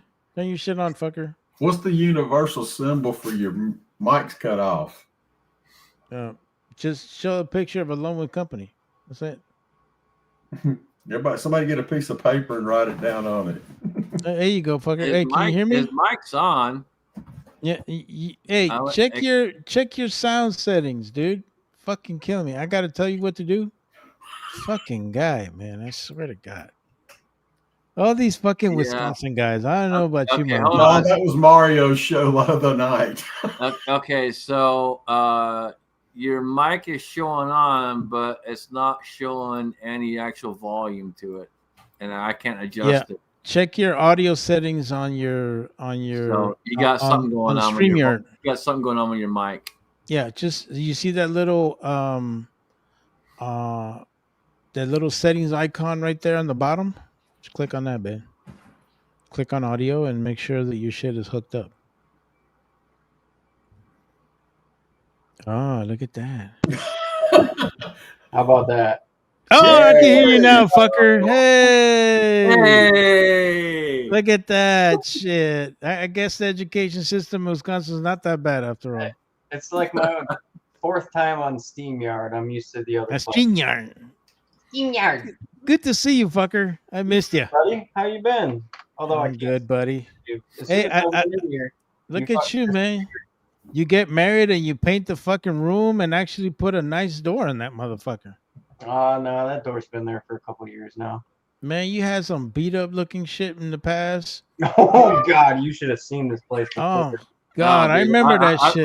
I've seen it at its worst. I could show you pictures, man. It was bad. You've definitely gained some weight, though, man. Yeah, I know. Thanks for noticing. I appreciate it. Hey, it's the fatness that binds us, bro. Hey, I tell it how it is, man. Hey, that fucker couldn't be fat even if he wanted to. He's like fucking 6'9", dude. Like seriously, how the fuck you get fat? Dude, look, he's at least 6'6". Yeah. Look at those chubby chubby about cheeks, you, Scots, man. but not me. Look at that, man. Look at those chubby cheeks. Look at that fuck. He's almost got a triple chin going on. Oh man. This is when I was skinnier. That was back when you actually had some arms. Look at that. Yeah. Damn, son. Hey, man. Telling you. No more hungry man for that, man. No more hungry man. What is she feeding you? Love. You're just an evil motherfucker. You don't get none of that. That's why. I never understood what's the difference in a hungry man and a regular TV dinner. One extra piece of fake Salisbury steak. No, I think it has to do with the brownie that you get. Oh, did you get a dessert in one of them? You got a dessert with that motherfucker. It's probably got more MSG in it. Oh, yeah. Yeah. God, I can't remember how long it's been since I've had a TV dinner. I mean, that's... yeah. No, you know what I did is I got my fat ass on YouTube and learned how to cook. That's how it was. There's a lot of good Mexican senoritas that teach you how to cook in YouTube now. I'm like, hey. That ain't what they're selling on Facebook in Birmingham. Mm-hmm. Yeah, your little memory on Facebook of that little fucking dinner you cooked. That was pretty impressive. I couldn't do all that. I could do maybe half of it, but. Oh yeah, tomorrow, dude. That's why I'm not gonna stay up late because tomorrow I gotta make the feast, bro. See, it's funny though because my white wife tells her friends and people at school that she works at that her white husband makes the best enchiladas she's ever had. So I might not be able to cook a white Thanksgiving dinner like you can, Mario, but at least bro, the best enchiladas in Wisconsin. It's all good, man. I'm glad you know how to cook some brown people food, man. You know what I'm saying? And it's kind of like Taco John's, right? I've never eaten there. I've driven past it a bunch. I've never eaten there, so I don't know. I've always that looked a little sketchy to me. I heard it's not brown people approved, so. Well, my enchiladas I would call like white or Americanized enchiladas. They're still good, but like they're not Like if So you go to a they're not Mexican they're not restaurant. enchiladas then. If they're It's if they're Americanized, they're not enchiladas. as long as you're trying, that's all I care Oh about. no, they're fucking good. I personally think they're better than any ones I've had at a restaurant. That's good, bro. My mom's recipe that I tweaked because she made them when I was a kid and they were delicious, but they were apparently, which I didn't know this till I became an adult. She never put any meat in them. They were like vegetarian enchiladas. Hold Just on. Yeah. So beans you're or whatever, but- you're talking this big game about making enchiladas and all this other shit, and I've been out there how many times and I haven't had no fucking enchiladas? What the fuck? No bullshit. You're not that special, fucker. That's what it is. That's like my specialty. I guarantee you, I made those for you. I have not had don't your remember. fucking enchiladas. Well, and shit. Look That's at that. and that means you need to come back out, I guess. Yeah, you hurt his feelers. Here I thought I was your fucking brother, and you're telling me you make the best fucking I enchiladas. thought you were my brother too, but you didn't come out for my wedding, bitch.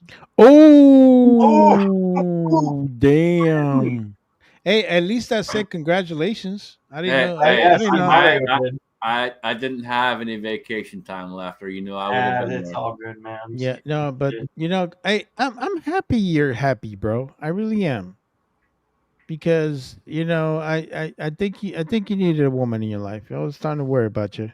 What are you talking about, dude? I've been dating this. She's been there, dude. What are you talking about? I've been dating this woman now. I just got married last year. We've been dating for 12 years, over 12 years. Oh, really? Yeah, man. Oh. They've been together for a long time, dude. Oh, This is- okay. Same girl, man. Like I've always had a girlfriend because I've always had like long-term relations. Yeah, there's flings in between until you find one you actually want to date.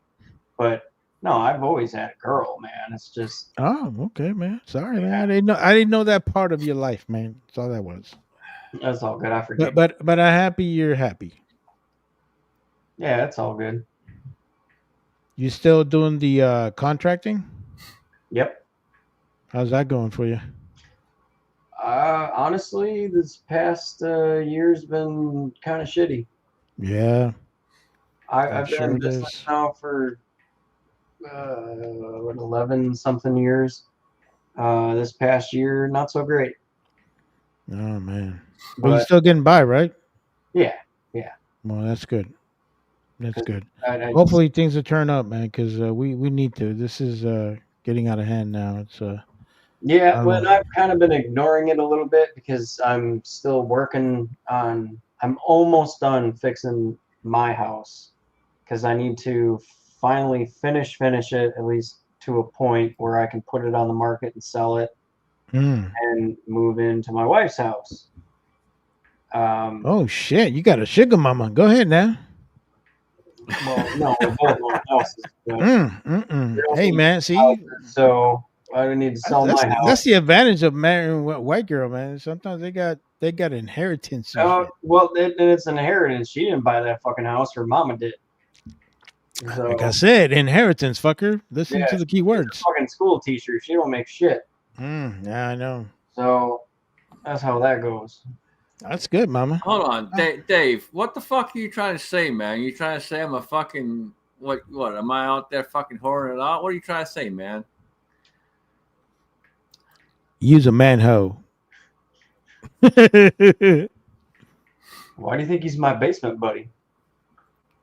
I don't Only know, your man. basement buddy. Only yours. No one else's. Oh God. See? Hey, didn't it's know starting to it's sound like hard. the Chicago story. What the hell's going on here? Fuck, man. No, there's no Tyrone in this Oh one. God.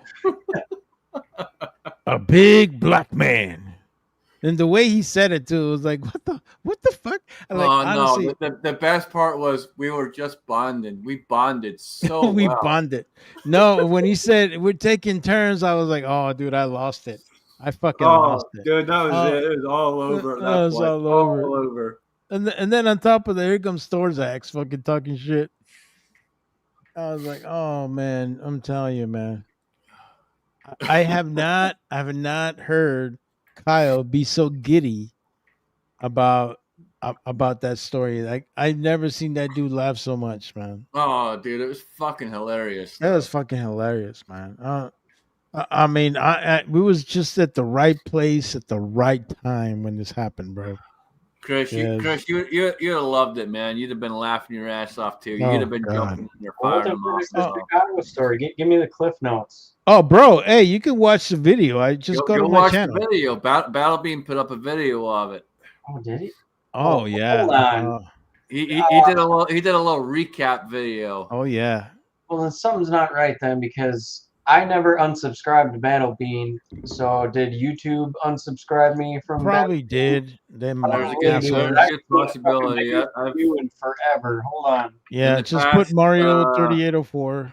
In the past probably 2 years, I've been unsubscribed multiple times from multiple people, man.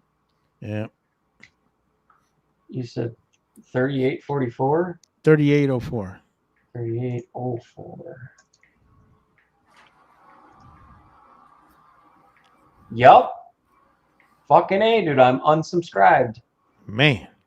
No love for the brown people. Shady, bro. They are so Nice, fucking shady. man. I probably got you unsubscribed too, but let me check. Since we're talking here, now you got me thinking. I'm like, is this homie?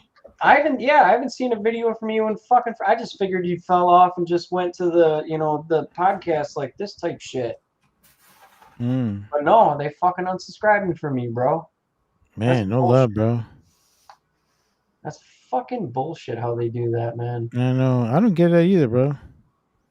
Yeah, they unsubscribe me from you too. I gotta subscribe back to you, bro. It's crazy shit, man. That's fucked up. Oh, it is fucked up, man. Because you and I go way back. Hell yeah, dude.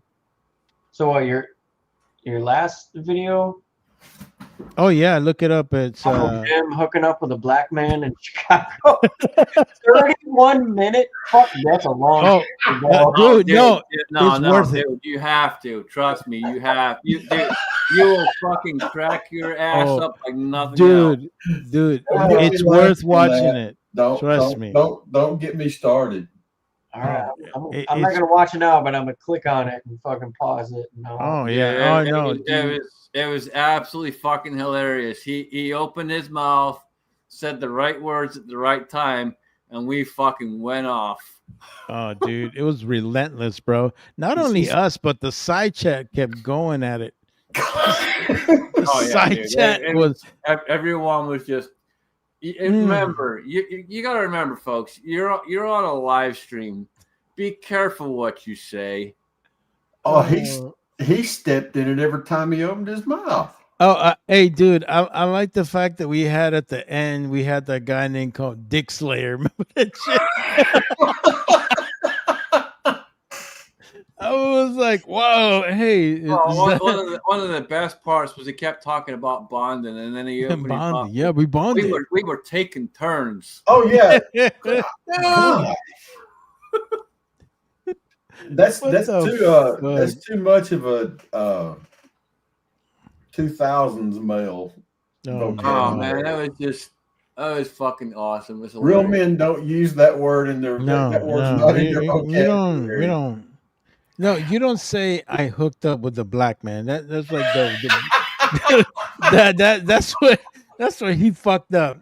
When he said that, I was like, we don't want to spoil it. Let's leave it at I'm that. sorry, bro. Yeah. We don't want to spoil it. yeah, 'cause you'll laugh your ass off, bro. Enjoy. Believe me, it's worth the 31 minutes of you watching. it's well my worth God. Oh, it's yeah. well worth it. It reminds me of the first time I heard a Cheech and Chong album. Oh yeah, Mexican Americans. It was there's no putting it down once you get started. Oh, Cheech and Chong was fucking classic. And bro. I mean, it's like I had to say, I kept thinking, is this scripted? I know. No, it just comes out naturally for this. Dude, fucking you know, And I Battle thought Bean he said it. stopped, and then he said, and we went to the bathroom together.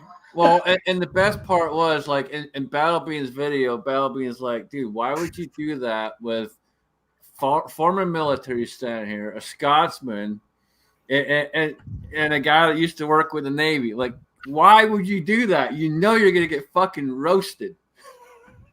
Yeah. And see, here's my thing. You know, me and Kyle are infantrymen. If you know anything about the military, we're like the biggest shit talkers ever because we got nothing better to do. We entertain ourselves by talking shit to each other. You know, And I all think, I did. I think Kyle stuttered on that. Oh, dude, I mean, Kyle couldn't fucking control himself, dude. He just kept laughing, dude. I was like, Kyle was sitting back going, God Almighty, stop! Just We don't were say all trying to anything tell else. him to stop. Yeah, he wouldn't stop, bro. No, it just kept going. Every time he opened his mouth, it was just more and more. It's like, holy shit, man. That's why you don't Yeah. take antidepressants and wash them down with alcohol. Yeah, Edward Petty's like, no more Chicago stories. Dude, it's freaking awesome, man. Oh, dude.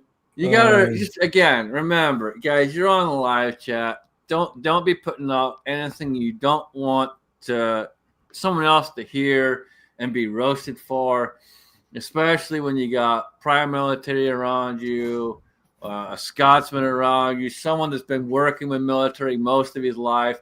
Yeah, your ass is gonna get fucking torn to pieces and roasted. Yep, exactly what happened. You want to hear my deepest, darkest secret? Oh God, please do. I like women. Oh, everybody likes women.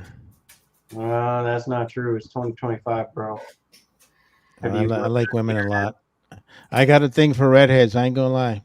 They're fucking, Damn straight. You know, I'm like the UPS man. What can Brown do for you? Mario Ricardo.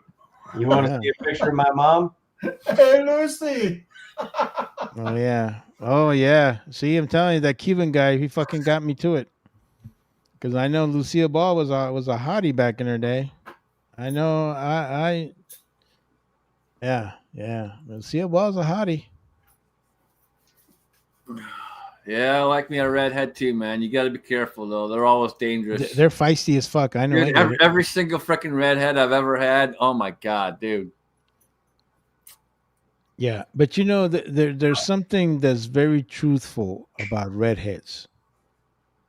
Is that there's no in between. They're either fucking butt ugly or super fucking hot. There is no in between with redheads. That's true. That is so fucking true. Yeah, No, it is. Think about It is. Let's see, I've had what, 4 This or 5 won't mean anything to redheads. half the people out there that are under 50. You've got Mary Hartman. Or you've got, look at the baby. And Margaret. Oh, look at the babies. It's a cute baby. Fucking 100-pound baby. It's a baby. It's a werewolf. You werewolf. Well, he had to show off his dog, so Yeah, it's just a cute baby. figure out I might as well. That's good, man. Nah, man, dogs keep I gotta us. fix this, so I'll be right back. What you do that? I have no idea who this is, but okay, hello. Who is just Don't do nothing stupid and you'll be okay. You do something stupid well, and you will be addressed. Yes. What you doing, man? Yeah.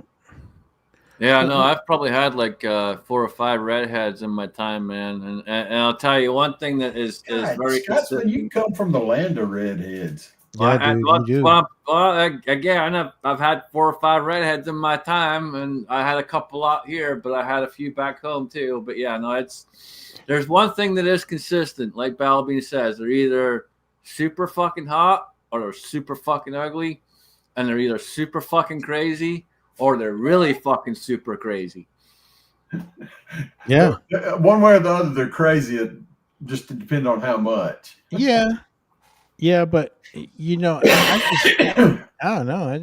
I've always had a thing for them. I don't know what it is. I don't know, man. It doesn't matter how many times I get with one and everything seems great and this, that, the other. That shit Yeah, don't but work. you can't put crazy with crazy. That does not fucking help. Yeah, I don't, but I still like it, dude. I keep going back.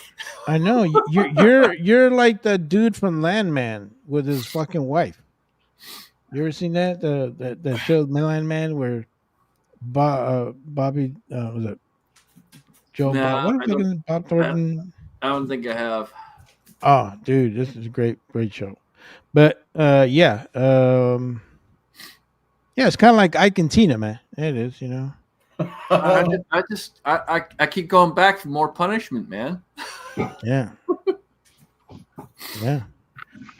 Yeah, but you know, One I of those mean, like, well, Ike and Tina, it was one way. Just don't get one like yeah, that on just the ring don't, guy. yeah, don't be getting your ass kicked all the time.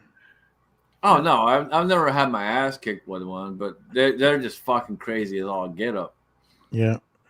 What are you doing up so late, alone company?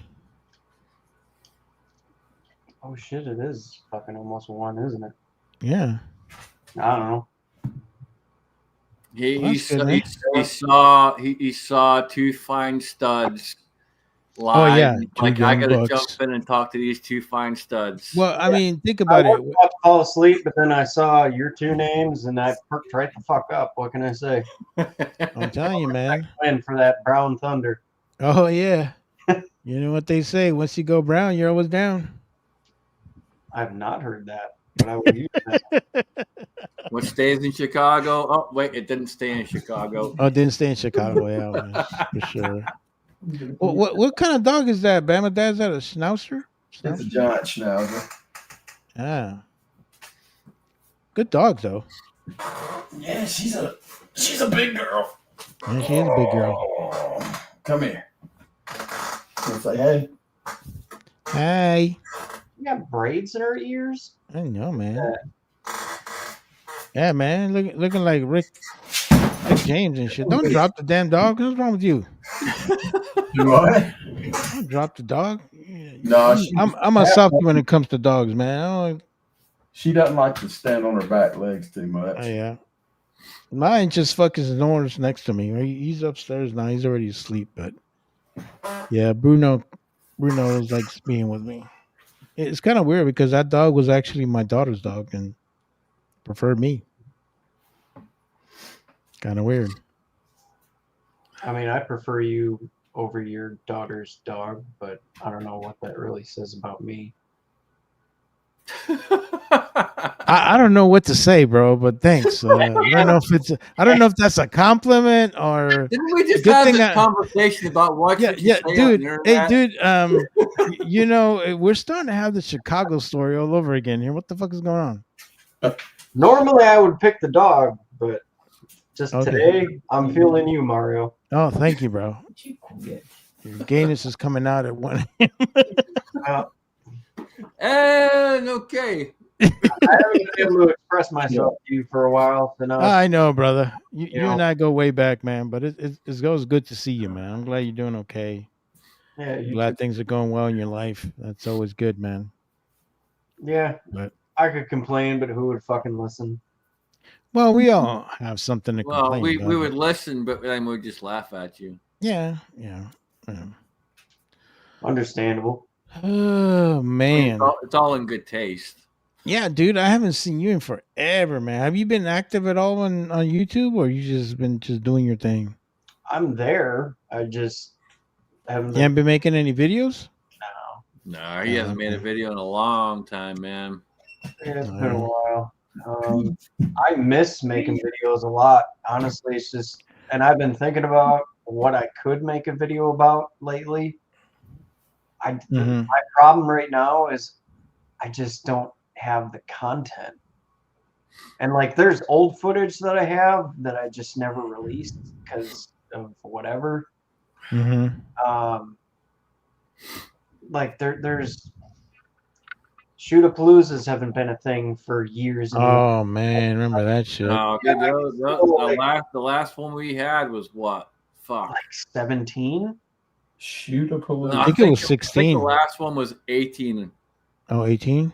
Maybe. Wow, it's been that long? Yeah, I think the last one was like 18. It's been like Wow. 6+ years or something. Yeah, because 17 was my second time at the farm. So yeah, it had to be 18. I think 18 was the last one. Yeah. It could be. You kept in touch with Eric at all, bro? Yeah. Go talk to that fucking crazy fool? I don't talk to him a whole shitload, but like we trade stupid shit on Facebook and text message once in a while. Oh, I've that's good. talked to him in a while.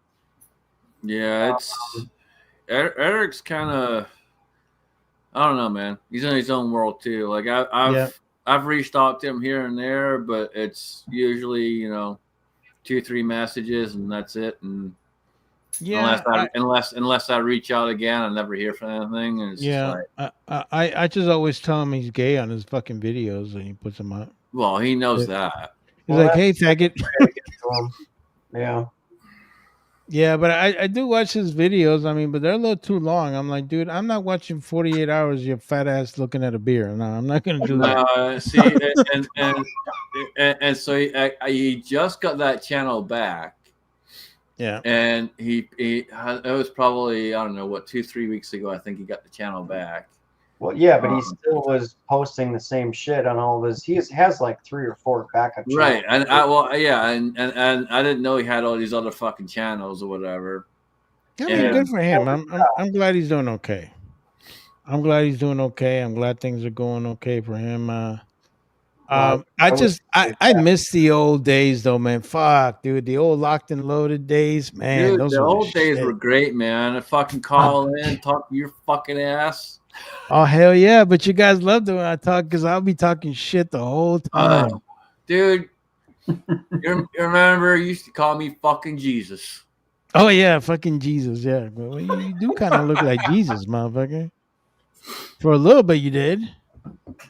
Yeah, you had it a little short and shit. All you had to do is like raise your right hand, be like, oh, and fucking, yeah, dude. But the one time I didn't recognize you when you fucking shaved completely, I was like, "Who the fuck is that?" No way. Dude, he shaved. He looked like that fucking, that, what is the name of that one creature that comes out of Lords of the Rings? That fucking goofy looking hairless Smeagol. fucking thing. Yeah, he comes out. I'm like, who the fuck is this motherfucker? So what happened was, it's been almost 8 years since the last time I shaved, just in case anyone's wondering. Are you shaved right now? Huh? Are you shaved right now? No. Well, maybe in certain areas for you. God, the gayness is coming out. Throw on your camera. Fuck. No, there's no way in hell that doesn't happen, people. That does not happen. Throw on your fucking camera. It's probably been like 8 years since the last time that I actually shaved my face, and it was an absolute pure fucking accident because I was trying to shape and went a little too far with the cutters and screwed it up. And then what do you do when you screw it up? Well, start from scratch. At that point, you gotta fucking take it all off and start over. And I do not look good without a fucking beard. So, well, you didn't. Yeah, you look like shit. You looked in the mirror and you said, "Who the hell is that?" You look like I shit. couldn't even look in the dude. I couldn't look in a fucking mirror. Mirrors just fucking they don't fucking shatter. They implode. Yeah, dude. They go, no, like, fuck you. You look so fucking ugly. Boom. Yeah, dude. Like, It's serious. bad, dude. Yeah. I agree. That was scary shit. I didn't recognize this fucking ass. Like, He's gonna get him a biker girlfriend. He's gonna come in one night. He's gonna have 2 ponytails hanging off his dude. But you know There's what? No way. So I've had women ask me in the past, "Oh, can I braid it? Can I do this? Can I do that?" And you know what I tell them? I literally just sit there and go, "Look, you have 2 choices. One, you can stay with me, or 2, there's the fucking door." No, it's because Scotsman put juices and berries on that motherfucker. He keeps it, to a certain level, and if it's not at that level, then has a tendency of not looking so. He doesn't put Soul Glow because he's not black, but Needless to say, in the last 8 years since that happened, I've never fucking shaved again. Oh, dude, don't ever do that again. That was the scariest fucking sight ever. And your dumbass was on the fucking chat for like 2 hours watching your ugly ass. Dude, like, that was what the fucking fuck? scary. It's scary to me, motherfucker. I know shit, man. Like, what the fuck? God, getting nightmares thinking about it. Trying to drive to work, and you gotta look in the rear view mirror and go, "Holy fuck, what was that?" What the fuck are you? The last time I ever shaved with a blade and shaved clean I was 18 years old, and I got pressured by my girlfriend at the time and my mother. They double teamed me and kept saying, "Shave your face, shave your face. We want to see what you look like." Hold on. You I was got like, no, you don't hold want on. to see it. Hold on. You got double teamed. You know what the fuck? It's his Again, mother, dude. Don't be Watch sick. your words, man. Watch He's your sick. words. He's I talking about his mentioned my mom, mother. dude. My mother and my girlfriend. Yeah, dude. Listen, bro. Jesus. Scotsman That doesn't would pay make it for any that. better. God. It Yeah, does if issues. you're not a perverted fucking Yeah, you fucking douche. Irishman, fucking Scotsman. Look, No, Baghdad's on my dude, side. You two dude, fucking. dude, he call you Irish. Like, whoa, that's a fucking Well, fight I word figured right I'd there. really insult him before I. I'm beginning to think he's not Irish. I'm beginning to think he's Muslim the way he's talking. Dude. Yeah, don't call him Irish, man. That's Anyway, that was the last time I fighting words right there. clean. Oh, And- he wants a good fight. That's why he's calling me Irish. He knows I'm gonna. He knows I'll drive up there and fucking start beating on him. Well, I am Irish, so it would be Irish versus Scottish. So God. fucking, you All know, you bring it on, guys, man. all you guys can start rocking each other, and you It's fuck my island. Ireland, Scotland, and England. You could throw rocks at each other, and you're still fighting. Oh yeah, it's still happening I today. don't throw rocks. I swing swords, motherfucker. Oh, he upgraded now and shit. You can swing your sword. I'm just gonna. hit you He in went to the cutlery corner and got the fucking swords from there. Shit. Gonna be long. Got those made in China swords. Gonna be long. They're gonna have to get rid of the no guns in England. They're gonna have to give the guns back to the people. They're gonna get run out of their own country. They already are, man. Yeah, they are. They're getting fucked over there, dude. Dude, you can't even have a fucking 2-inch blade anymore. You can't even have a butter knife over Somebody there. tell me something. I listen to these idiots in England talking about knives, and then they say zombie knife. What the hell makes a knife a zombie knife? That would be the stupid ass blades that you buy on Amazon that are made out of fucking leaf spring material that as soon as you hit something once, it bends immediately. That's what they call the zombie knives. It Basically, don't the bend. giant gas station knives are the zombie knives. It So don't it's just bend. any It fucking cheap piece of shatters. crap that you can buy. It's not really. No, It it's just, never made any sense to me. it's literally because I've watched so many news broadcasts of them talking about that. It's literally just any knife that looks. It's like the AR-15 in America. If it's black and scary, or if it even says zombie on it, or if it has a green handle, that's literally written into their basically laws. basically any knife is like a giant version of a Bowie knife. Or it's like it's a law against cosplay knives is what it is. It's so pathetic and stupid, which is on par for them because words hurt. Apparently, sticks and stones obviously will break your bones, and so will the words. Yeah, they're more worried about words than sticks. I don't know what happened to Great Britain society, but they become very pussified, if you ask me. Dude, no, I told you earlier what happened, dude. We got fucking invaded, dude, and it's happening here too. But we back home, it's insane. We are so over fucking populated with fucking asylum seekers and fucking immigrants, but that ain't fucking immigrants. They're there for free shit. Man. They're there for free shit and fucking trying to change things to make it their own. And literally, white people are the fucking minority. There are Am I going? You're a minority. Lawsuits against Americans for saying things about British politicians. I mean, they're literally filing lawsuits against Americans on YouTube saying bad things. Dude, that I don't know, man. It was bad. So here's an example, Battle Beam. When I said I was going home last year, so many people fucking texted me, called me, emailed me, and said, "Dude, you gotta watch your mouth because you'll get arrested." Yep. I'm like, motherfucker, go for it. I'm not gonna fucking hold my tongue whatsoever. Do you have a dual citizenship still? I am a dual citizen, yes, sir. So they could arrest you. They could if they could fucking try. Well, they will. They don't know who the fuck they're up against. Well, you gonna Man, hey, don't mess with Leroy Scotsman. You know what the first thing. You know what the first. Sure thing enough. You know what the first thing that my brother did when I got back to the house with him is he's like, obviously you can't have guns here. So he's like, what knives do you want? He's like, what knives? He's like, what knives do you want? And he laid out a whole bedspread of knives for me to pick from. About that big? No, knives that technically you're not supposed to have. Yeah. I thought you could still have tiny itty bitty pocket knives to trim. Has to be technically by law. It has to be under 2 inches. But Yeah. all the knives that I was carrying were at least 6+.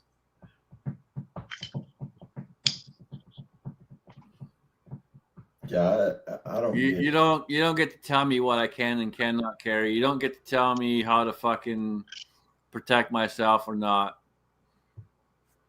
Well, and see, the last report that I read was that there are currently 86 or 87 different Sharia law courtrooms in the UK.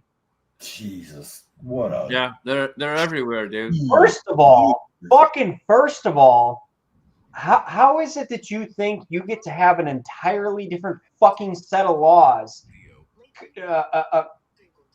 across from the country that you're fucking in?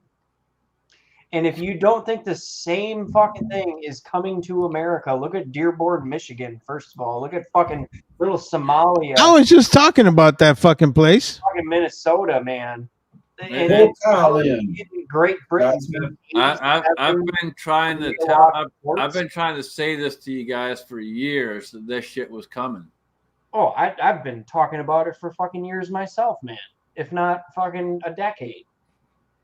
Hey, those motherfuckers are in your backyard, dude. You're fucking Wisconsin. You're like right next door to them bitches. Well, they're in literally Ebomi's backyard. And yeah, I mean, where is Dearborn? Is that in the UP or is that in the side Michigan? I think that's in the side, isn't it? I don't know. I thought that was in the side. I might be wrong.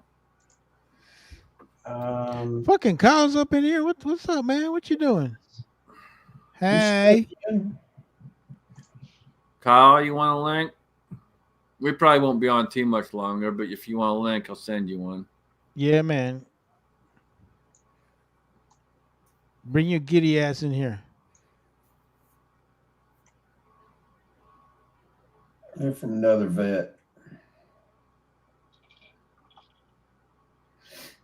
Got to add to the hilarity. Have you noticed? Have you been watching any of the so-called Black Friday sales from all of the? There's no such all thing the as gun Black shows- Friday anymore, bro. I mean, honestly, Yeah, I've been watching them like a hawk, so I'm trying to wait for somebody to come out with the RMR HD on sale. I swear to God, I think they jacked the prices up.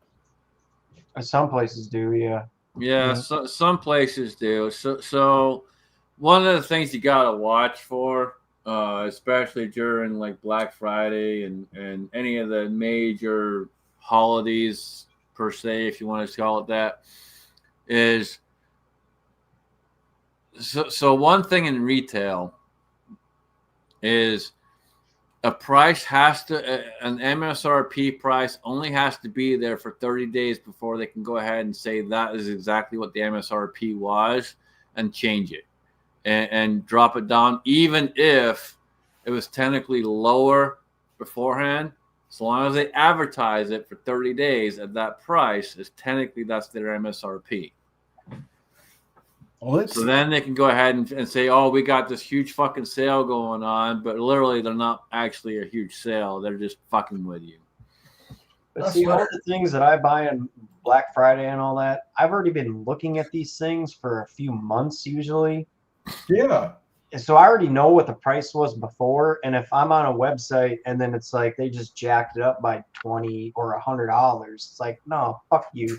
I've been drooling over this flashlight or drooling over this holster or whatever the fuck it is. Like I already know what the price was because I've been And it either stays the same or wanting to goes buy up. it forever. And then like you're not gonna pull a fast one on me because I already know what the fuck it's been for the past 3-4 months. Yeah, anything I want, I've been watching the price for at least a month. Right. Because It's the same price a month ago. They just put a different fucking Black Friday advertising logo on it. with little Christmas lights on it. Oh, that's the Right. shit right there. right. Typically, what I watch for is tool sales during this kind of year. Well, right now Yeah. is the best time right now, bro. But yeah, you gotta pay attention just to like the MSRPs and stuff on them. You gotta really pay attention because they will mess with those big time when it comes to tools. Yeah, but right now, I mean, honestly, to me, I like Milwaukee. I'm a Milwaukee biatch. That's my man. shit right there. Yeah, I'm yeah. in. That's all I buy. I'm a Milwaukee fanboy too, brother. Right? I'm a Milwaukee all the way. I don't. And I've got one of every one. I've got Milwaukee, DeWalt, and You just a hoe. yeah. That's all you are. Well, whatever was on sale is what I bought. You're on whatever street corner says, "Hey, I got it right here for $1." No, Yeah, you I know got way what? too many Milwaukee batteries to fuck Yeah, with. Other one, what's the Yeah. one that was Metabo? Used to be Hitachi. Oh man, that's some cheap ass low shit, man. I don't want No, that. Crap. Metabo's got the Metabo. I'll put it up against the Milwaukee or DeWalt. Nah, Okay. man. Yeah. You look at Milwaukee will kick its Metabo, ass all day it's- long, dude. Well, see, okay. here's. And I don't want to be a Milwaukee snob. Yeah, I live in Milwaukee. Yeah, you are. That's not Okay. why I own Milwaukee. I think they're a step above DeWalt personally because I've used both. But if you're in my business where you're using your shit every fucking day, it matters, and paying that extra $100, $200 for whatever can make sense. But for like just an average homeowner just doing shit around his house, fucking Ryobi honestly would Yeah, probably or a little step up, go rigid. That's not sure. bad. Well, Yeah. save yourself some Even money. If you're gonna buy Harbor the cheap Freight, stuff, just go to Harbor Freight. Oh Yeah, no, even here's that. my thing. I learned a long time ago after I fucked myself up. Never buy cheap fucking tools because you'll end up hurting yourself. You end up I putting would say yourself. buy a good drill for sure. Oh yeah, for I, sure. I used to buy cheap tools all the time for the longest time because I'd go through them like crazy. And, I got to the point where I'm like, okay, I got to figure out what the hell I want to do because I'm tired of just fucking wasting money. And I talked to Chris, I talked to a couple other people, CB and all that, and every one of them said Milwaukee. And I bought my first Milwaukee, let's see, probably what? It's probably 5 or 6 years ago. And Would you buy like a mini drill first or what? No. I went ahead and got the impact so that for changing my wheels and tires. I got the big boy. What was it? Yeah, I got one too. I love it. It's so easy to get my fucking tires out. This is the shit. I What love it. shaft size? The half inch or Yeah, I it's got a half inch. I got the half inch. Yeah. Oh man, half Okay. inch. No problemo. I've been looking at those bitches for a while. I don't have one yet. You know Yeah, what? that They're was, even. that was the first one I bought, and I got that. I forget what I paid for it, but it was a good deal. I Yeah. picked that up. And the first time I went to use it, it wasn't working good, and I'm like, okay, something's not right here. And I realized real quick that big boy tools require big batteries. Yeah. They do matter. So as soon as I slapped a 12 amp hour battery in that bitch, oh fuck yeah, it took off like a motherfucker. Yeah. And Actually- ever since then, I've been a Milwaukee fanboy. It's all I own. I own a shit ton of Milwaukee tools now. Yeah. Yeah, the that's truth is, literally. you really don't I own have, Milwaukee too. You own a TTI. You own a TTI too. Yeah. Yeah, Maybe I mean, Vietnam. here's my thing. When it comes to tools, is whatever works for you, man. Because what works for me may not work for you, No. and And I you think if know, you buy from a major manufacturer, if you buy DeWalt, you buy Milwaukee, you buy you know what? I don't like Live, the Waltz, man. The Waltz just a glorified Black and Decker. That's all that shit is. It's all see, about look, here's standard. what it comes. It comes down to what are you doing the most of? Like, so for me, I went more on the high end of stuff because I do a lot of woodworking, and so I want to make sure I got quality saws and stuff like that, and I want to make sure I'm taking care of that shit. So I will Yeah. say that Milwaukee's circular saws are a little shit. I will admit that. I've been Well, saying Yeah, I would years. say the Waltz probably a little better. But Well, the Milwaukee circular saws that I had before they came out with the fuel versions were badass. You could just you cut that bitch and turn the fucking circular saw and it'd be like, but it would still just how'd it go? struggle through it. The How'd new it go? fucking fuel ones, man, they're shit. Yeah, it the all fuel. so it all kind of depends. Like, so I Mhm. have the rear handle saw, and then I also have the regular 6.5, and I have the little Like a 5.5 worm drive? as well. But Worm drive fucking saw? the rear handle worm drive works like a fucking charm, dude.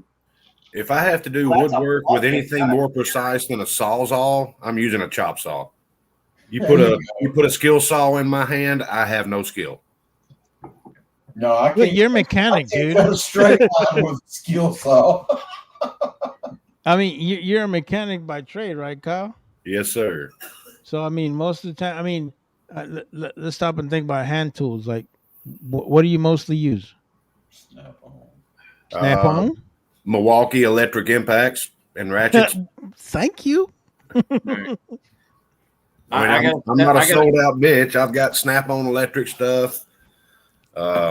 Snap-on's expensive as fuck. What do you think about Snap-on battery powered shit?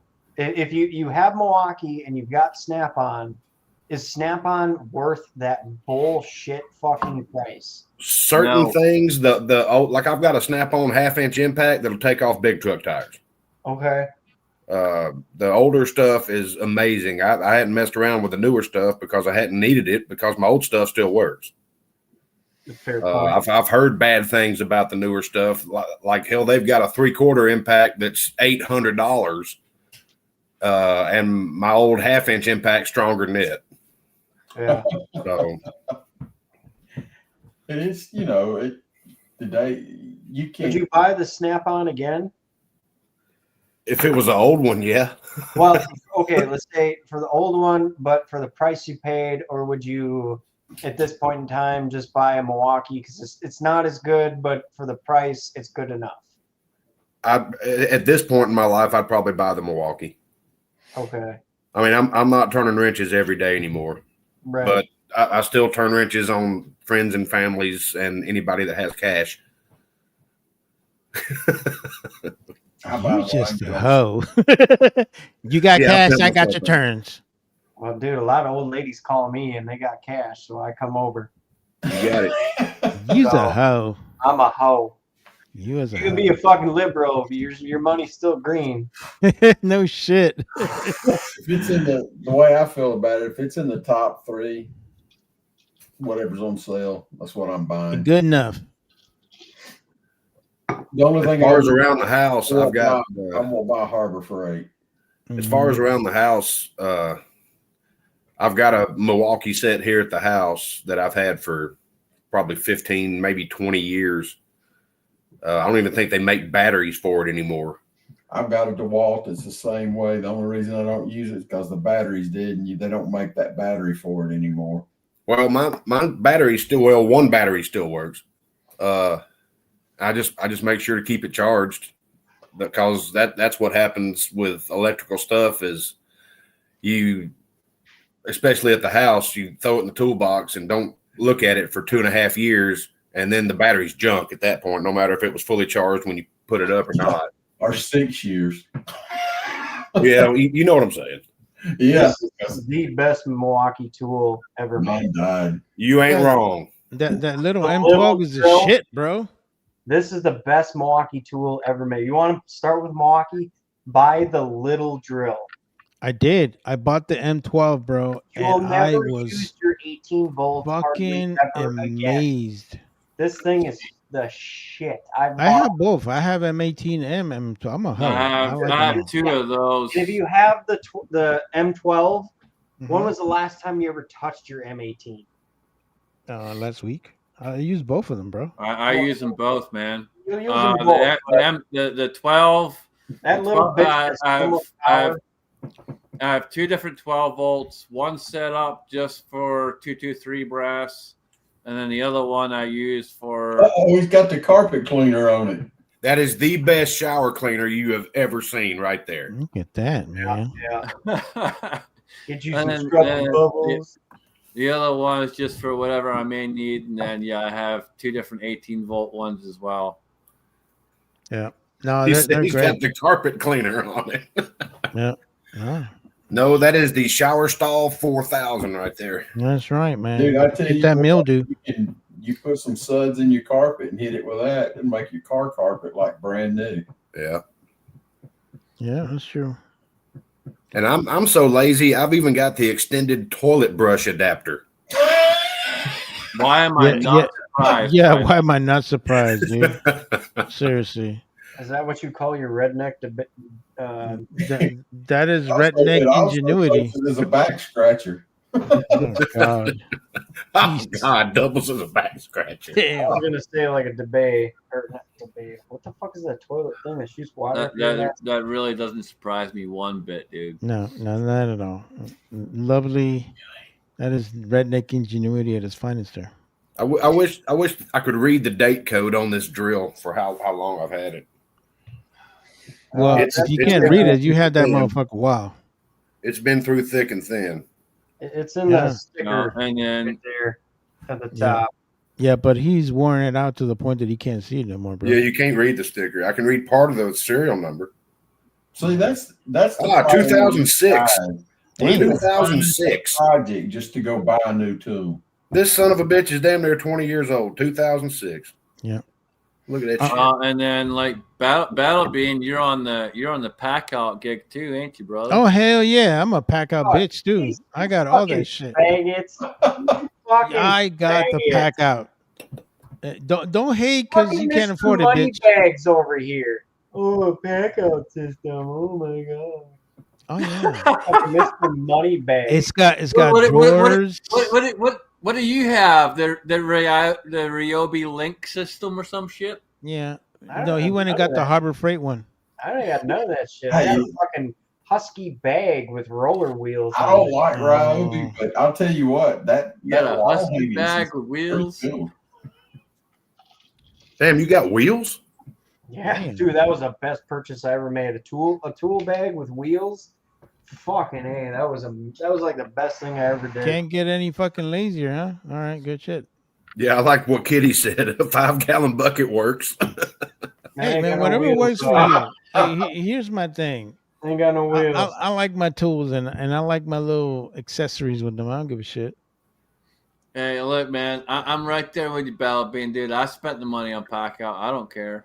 I don't I give a fuck. bought the stuff to make my life easier. If he wants to call me fucking bougie, he can call me bougie. I dude. gives It's fine. a fuck. I am a bougie Milwaukee bitch. I want to take care of my tools, look after my tools. Yeah. Yeah. You probably cry yourself to sleep when you get a scratch on your fucking drill. No, I don't, dude. You know how No. many fucking scratches and shit my drills have got on them? How many times have I been don't know how fucking far you dropped? stick 'em up your ass. I Your dropped those 12-volt motherfuckers. battery. They work. They're Dude, they've fucking been awesome. dropped off of fucking roofs. They've been dropped everywhere. They don't fucking care. Yeah. They still work. See, yeah, that's And another thing is, if you do happen to drop it and it lands in such a way that it breaks in half, I like to go with companies that will replace it. yeah. Don't replace it. And I can drive. I can drive 5 Edward, miles in DeWalt to put a whole new housing on my DeWalt drills. Edward, happy Thanksgiving, man. And as of right now, yes, we should be on Sunday. Yeah. As a matter of fact, I need to get going. I got to work on my feast early in the morning. So much love to you guys. Good seeing you, fuckers. Always Enjoy. good seeing you, Balvin. Appreciate you, brother. Yeah. Happy Thanksgiving to everybody out there in the side chat and the panel. Much love to you guys. Happy Thanksgiving, brother. Love you. Happy Thanksgiving. Love you too, brother. And yeah. Hope everybody doing well. And it's always good to see you guys. So appreciate the chat, guys. And You too, Mario. much Everybody love. pray for Big G. Big G. Are you talking about Big T? Okay, Big T. Oh, Big T. Tyrone. Yeah, Big T, Tyrone. Tyrone. Big Tyrone. That's right. Tyrone in the house. All right. Much love, guys. Good night, brother. Watch that Good night, video. man. Later, man. That was so fucking funny on Uncle Jim's chat. And then what made it even better was Mario put out that video the next morning. Don't spoil it. Don't spoil it. Chris is still gonna watch it. Don't spoil it. I downloaded that one. Yeah, I'm still waiting to show it to my wife. She's like, "You were laughing your ass off, and I want to know what was so funny." I'm like, "You got to watch it." And then Mario put that video out, and I was like, "Here, he sums it up." Chris has got it pulled up. He's got it on pause. Do not spoil it for him. Yeah. I'll find out later. And that was on Uncle Jim's chat, his own chat. Did you see Again, Uncle Jim's next video? I don't know how many times I gotta say it. Watch what you say when you're on a live stream. Holy shit. Scotsman, did you see Uncle Jim's next video? I saw his update video. Yeah. He sent me a text. Here, I'll forward you the text that he sent me after I commented on it.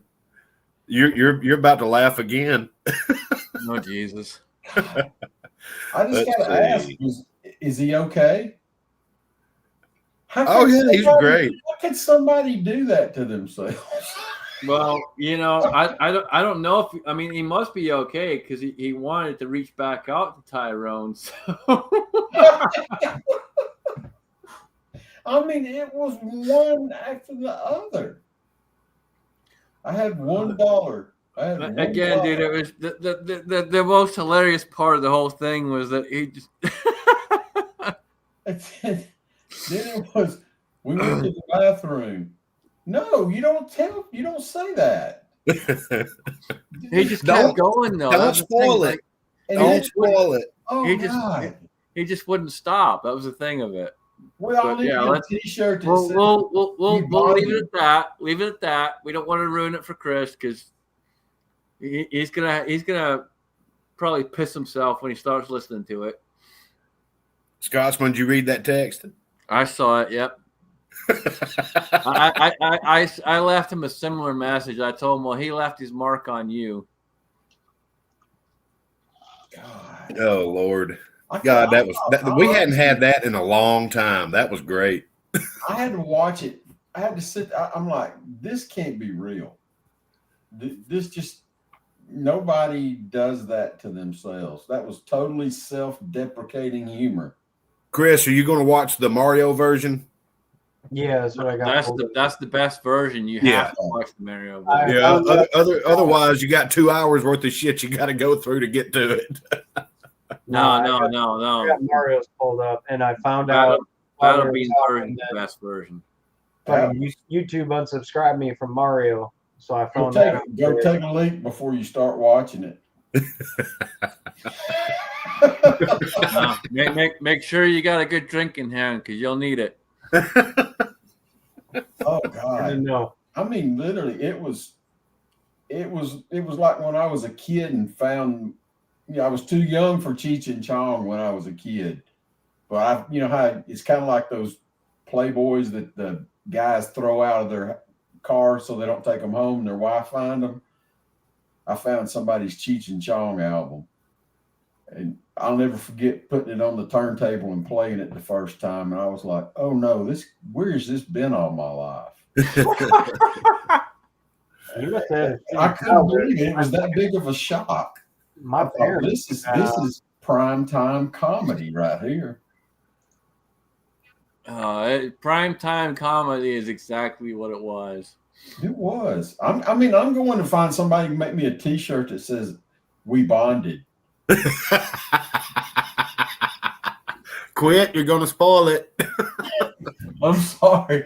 It's just that is. No, the we need to make funniest- that T-shirt and send it to Jim for Christmas. Oh God, I can make that happen. that Big would be T- funny. Big T and me, we bonded. I can make Hey, that. hey, use Some that. Hey, Scotsman, use that.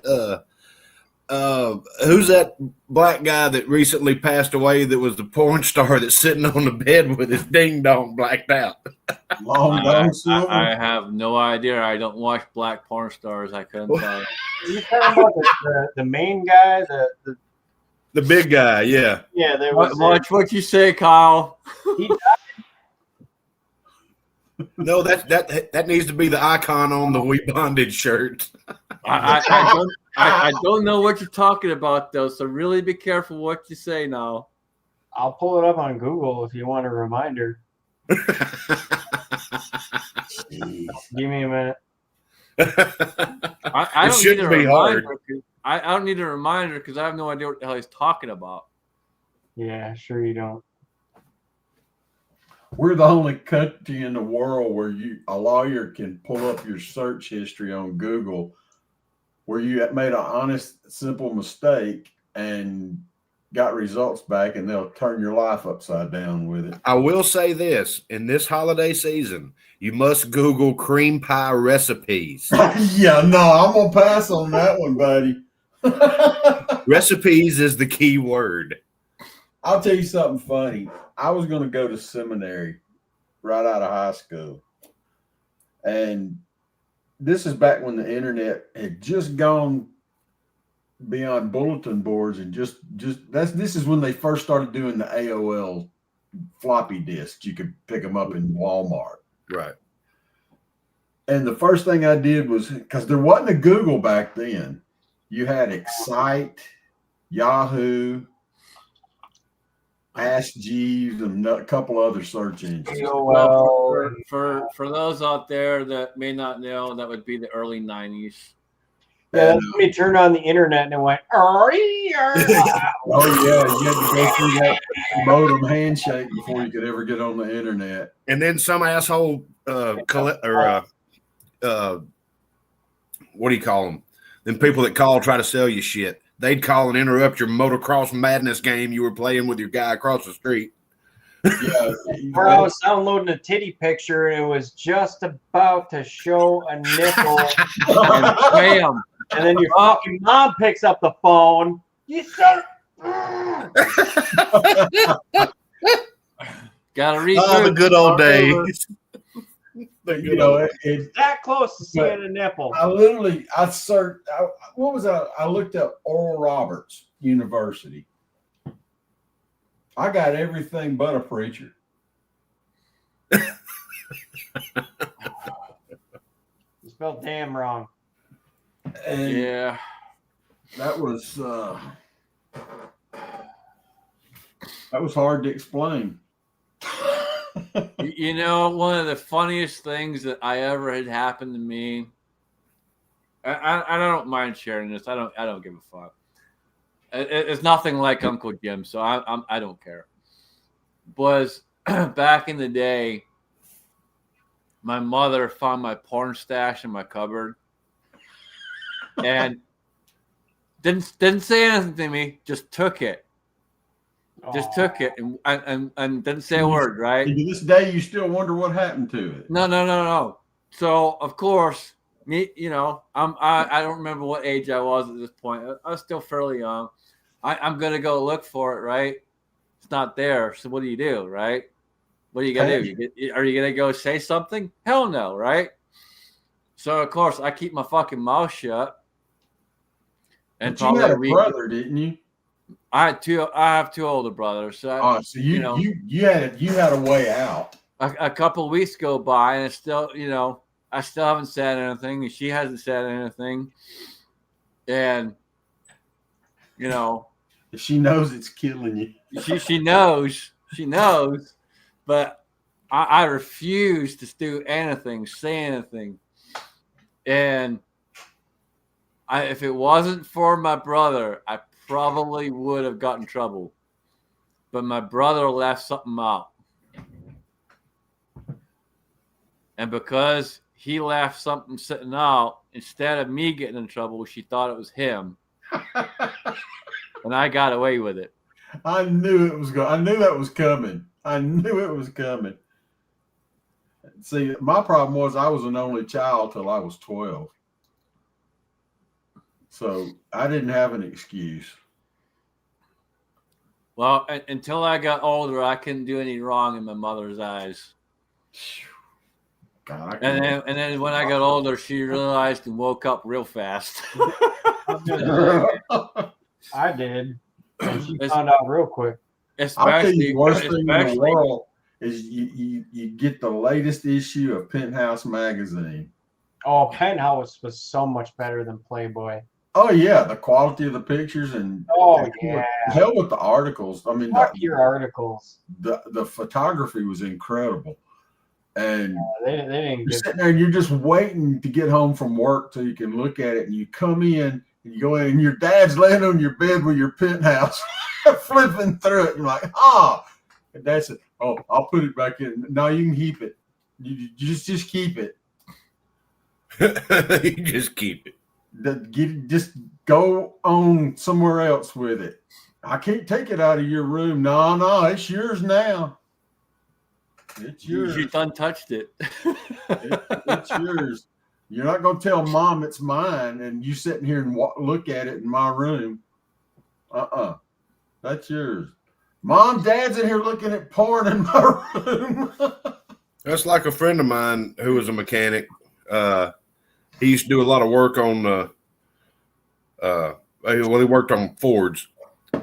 And he'd be like, yeah, somebody pull a car in with a joint in an ashtray or whatever. We just smoke it on the test drive. I'm like, dude. He said, what are they going to do? Go in there and say somebody smoked my dope? He said, man, we went so far as to smoke dope in state patrolman vehicles when we work on them. I'm like, God, you're crazy. We used to, after the weekend was over and we'd taken our dates home, we always go back. We always hung out at the police station. And I mean, it was okay as long as you were there and you were drinking beer, you were cutting up, that's fine. They were right there with you. And we were sitting there, and I remember one of the cops, one that looked over, and he goes, I've got the need for some weed. Who's got some? And I said, not me. And he said, no, I'm talking about y'all. He said, who's over at the bowling alley hanging out that's got some weed? And one of the guys that was with me said, oh, so-and-so does. What does he drive? This? And he said, I'll be right back. You know that stuff's illegal, right, man? The cops go straight to the bowling alley, take the guy's stash and bring it back and sit there on the back porch of the police station and smoke dope. Oh, the good old days. Yep. Oh, in my hometown, they had a pot plant growing in the dispatcher's area, and at Christmas, they hung Christmas ornaments on it. Oh, Jesus. The damn stalk on that thing was probably that big around. What? I'm serious. I never seen a pot plant that big it went to the ceiling and draped out and came down. I've seen one that we grew back in my day that was, I don't know, maybe 1.25 inches, 1.5 inches. Yeah, but it wasn't pet. That's like 4 inches. Yeah, it was like a small maple tree. Wait, hold on. You've never seen 4 inches. No, I've only seen You said 3. be careful what you say. God, that's a fucking tree. It was. It's the root of all evil. I know they had it for 10 years. Jesus Christ. I didn't even know they I've been in Wisconsin. I've seen some big fucking bushes in Wisconsin. Yeah, but not the smokable kind. Yeah, no, the smokable kind. I've seen some big motherfucking bushes. Just don't look at my yard. Shut up. I know nothing. I'll see you this coming year, sweetheart. Are you coming out here next year? I'll come out there this coming year. Well, you'll be at the wife's house then, probably, because hopefully this bitch will be sold by then. Yeah, I'll we'll We get got a that pool figured at out. her house. Come out in the spring, summer. We got a pool. Yeah, we'll get it figured out. Well, I'll be out there this coming year. You gonna come splash some boaters with me on the jet ski? I mean, you want to see a Scotsman drown? Sure. Dude, they wanted to kick my ass so bad. They couldn't catch me though. That was with the old jet ski too. That one was slower. You just got to remember, I don't float. I sink. Yeah, well, I'll skip you across the water. I'll skip you to the shore. Then you can run away. You put a life jacket on him. I still sink, dude. I'm a rock. Hell yeah, I'll fucking skip you across the water until you fucking hit the shore. Don't worry, I got you. I'm good at skipping rocks. You don't sink at 70 miles an hour. 65 I can do in perfect condition. In good conditions, I can do 65. You just skeet across there. Dude, 65 on the water is fucking fast. Yes, it is. That is fast. That is zooming. Faster than you want to go. Oh yeah, on fucking water, that shit's scary. My old jet ski did 55 in perfect conditions. My new one that I got a couple of years ago, it'll do 65. And man, if you say you're doing, say that the fucking lake is glass, like you get one of those perfect condition days where you can just meow. That's great and all. But if a single fucking boat goes across the path that you're going and you continue to do 60 and you hit that little bit of wake, even though it dissipated by the time you got to it, You've got a Oh, broken back. now You're that's going, baby. perfect conditions. And man, if you're not watching the water and know that it's coming, and like you might have to turn to cut into the the wake in the right direction so that you don't fucking all that, man. 65 on the water, that's fucking fast. And you can obviously do much faster on the water with the jet ski, but you gotta dump a lot of money. It's almost like going right into a fucking concrete wall, man. Yeah. If you get thrown off in the wrong direction and you hit that fucking water, it is literally like hitting concrete. Because hey, guess what? Water doesn't compress. No. You And do. if you do hit concrete, you know what you say? Damn. You don't say shit. Yeah. You're done. Okay, that was a bad dad joke. Damn. Yeah, no, you're on the water and you hit a hard wake or something like that, and you hit it at a good speed. Yeah, it's like hitting concrete. I've been out in the water. I've been out in the water quite a few times back in the day, and hit some hard shit back then. And yeah, it'll fucking knock you for 6. Yeah. My dad skipped my ass a bunch of times across the water, pulling me skiing, and that's why I hate tubing.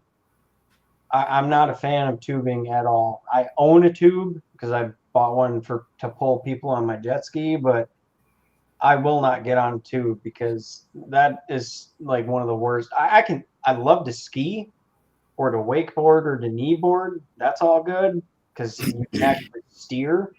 But a tube, you are literally just on for the ride, and you are at the mercy of the person that's towing you. So Yeah, I basically, I will never tube ever unless I really trust the person that's, manning the vehicle or whatever. But no, to be a passenger, fuck that. So I've been here almost exactly 20 years.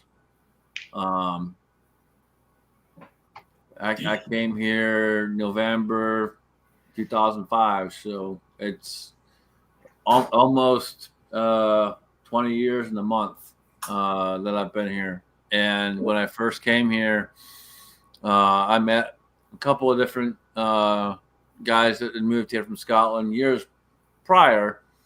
and they had a boat and all that, and became good friends with them.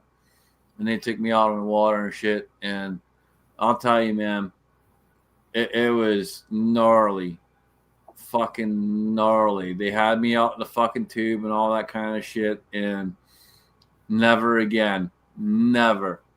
You would with me. I can take you tubing because again, I have one and I take a bunch of people out and kids out. Well, If you have someone that is just trying to give you a good ride, it's fine. well, and like I trust you. I was still getting to know this person, Yeah, they're not. and I put my faith in them at the time because they were Scottish. I'm Scottish. So I put my faith in them. Oh, that was your first mistake. And that was my first, that was my first mistake. Yes, that was Two definitely Scots in America. Yeah, that was my first mistake. But no, it's like going out there on the water. I would trust you. I don't think you would try. I don't think you'd try and get me all messed up. Nah. Because then I got to feed you beers the rest of the night because your ankle and leg is all fucked up and you can hardly sit down. So then I have to bring you beers the rest of the night. Right. Oh, where's your sense of adventure? And ice my hurt little wounds. Yeah, then I have to give you my frozen peas out of my fucking freezer. No, I like my peas more than I like you. Oh, Well, okay, that's not entirely true. I was gonna say that's not quite accurate. That's yeah. Okay, fine. I love Basement Buddy more than I love my frozen peas. I will say that. I'll give him that. Thank you, sweetheart. I would be nice to you on the tube, though. I would give because I've been yanked by so many dickheads, my father included. My father was always he told me that he was always the most upset with me when he would pull me skiing because he said I was the hard and I'm the youngest of 4 boys and he said I was the hardest one to dump. to throw off. Well, and we were skiing though, not tubing. Oh, good. Skiing you can move, which like again, tube you can't steer. But like knee boards, wakeboards, skis, obviously you can maneuver. So even if the boat tries to cut hard to give you a bunch of slack to like dump you to lose your velocity and then you just fall into the water. My dad would try to do that because we got 4 boys and you got to take turns. So he's like, when he thought your turn was over, then he'd just start making really hard cuts left and right to try to slow you down enough to dump you. But he would try to dump me and he'd turn hard and I knew his fucking trick. So I would just pull up the slack in the rope because usually a ski bar you're holding on to the bar. But when you get a bunch of slack, you can just pull the rope in and then just grab the rope and then you can And lose a finger. Well, you don't fucking wrap it around yourself. You just fucking pull it in, dumbass. You know what I'm saying. Yeah, don't be a dipshit about it. But, yeah, that's what I would do. And my dad said I was the hardest one to dump because I was just tricksy. And but when he would turn real hard this way, I'd turn real hard the other way to gain that, the natural, concentric swing or whatever the fuck that would be called. They go that way, so you pull hard that way and get the momentum to just keep swinging. So he has to, yeah. Apparently, I was hard to dump. That was the main thing in the story. Apparently, that went too long. Now I'm the only. Okay, no, he's back. I was gonna say I'm the only one that has my fucking. You know what? I'm going dark. Well, I would have my camera on, but I got no lights, bitch. So what? The monitor will light you up. Exactly. No, it won't. Turn it on. There We are have no faith in lights, you. bitch. Bullshit. You got your thumb over the fucking camera. Do you see my finger? Because I'm giving you the finger right now. He's got his piece of electrical tape, his anti-FBI electrical tape. Yeah. Okay, buddy. What's he doing?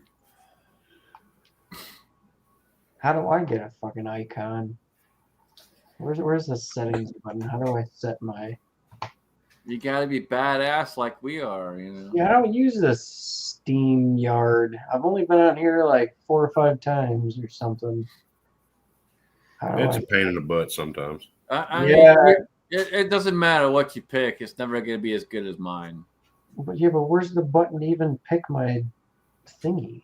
I don't. It's not in the settings. That don't fucking matter. Who gives a shit? No, you gotta click on the little person in the top left corner. Oh, the duck. Oops. That's what happens when you click on the duck. He clicked on something wrong, people. I don't know. If you double click that duck, you're gone. I single clicked it and I was gone. Told you. And I that don't- duck's sitting there going, wah, wah, wah. Okay, if I can don't do that again. You said upper left. That's the fucking duck. I was like, okay, click. Oh, I'm looking at my screen. I'm sorry. That's the old AOL chat room thing. Tell somebody, No, say, you "I do can- so and so. Hit You, all you, F4. you click on the 3 dots and it'll tell you it'll pop up with choose your avatar, edit avatar, and then you can do it. Yeah, I don't see 3 dots, but okay. All right, look below your screen. You see the little microphone symbol? Yeah, You see the little camera? yeah. See the little arrow next to the camera? The up arrow. Yep. Okay. Okay, that's not what you want to click. Virtual background setting. Okay, the little let's see. Maybe it's the settings thing. It Let's try used to that. be the camera. No, there's 3 dots right there. Click the 3 dots, it'll pop up, say edit avatar, and then you can edit your avatar. I don't see. Oh, okay. Right below you. You see how you got your face right there? I found it. Yeah. I found it. Okay. Fuck it. Let's do this. But then you gotta It's being. but then you gotta turn your camera off for your avatar to pop up. Wait. No. Wait. No. He's got to find one first. No. I got one, but it's being stupid. It won't let me share. That's just because it's not going to be as good as mine. Mine is just you're not going to get better than mine, dude. I mean, look at that shit. Bitch ass. Hold up. I mean, look at that shit right there. Oh, that's what your avatar is. Okay. It was always so small I couldn't see it. Yeah, right turn, Clyde. All right. What do you think about that, bitch? There you go. Wait, what? You. Full screen my shit. Give the people what they want. What is that? What the fuck is that bullshit you bring in here? Hold on. Can you share a screen in here? If you hit the right button, Well, I gotta find the button. and if I so permit you. Oh, there it is. I found it. Hold on. Is it gonna ask me which screen? Because I have more than one. Yeah, it's gonna ask you which screen, bitch. And then it's gonna say, "Hey, can you say this?" And then I'll be like, "Oh, I don't know. Do I want to? I don't know." Well, shit. Yeah, whatever. I don't even care enough. And I'm on my Mac tonight, so I don't know how to do any of this stuff on this. A Mac? Yeah. Gay.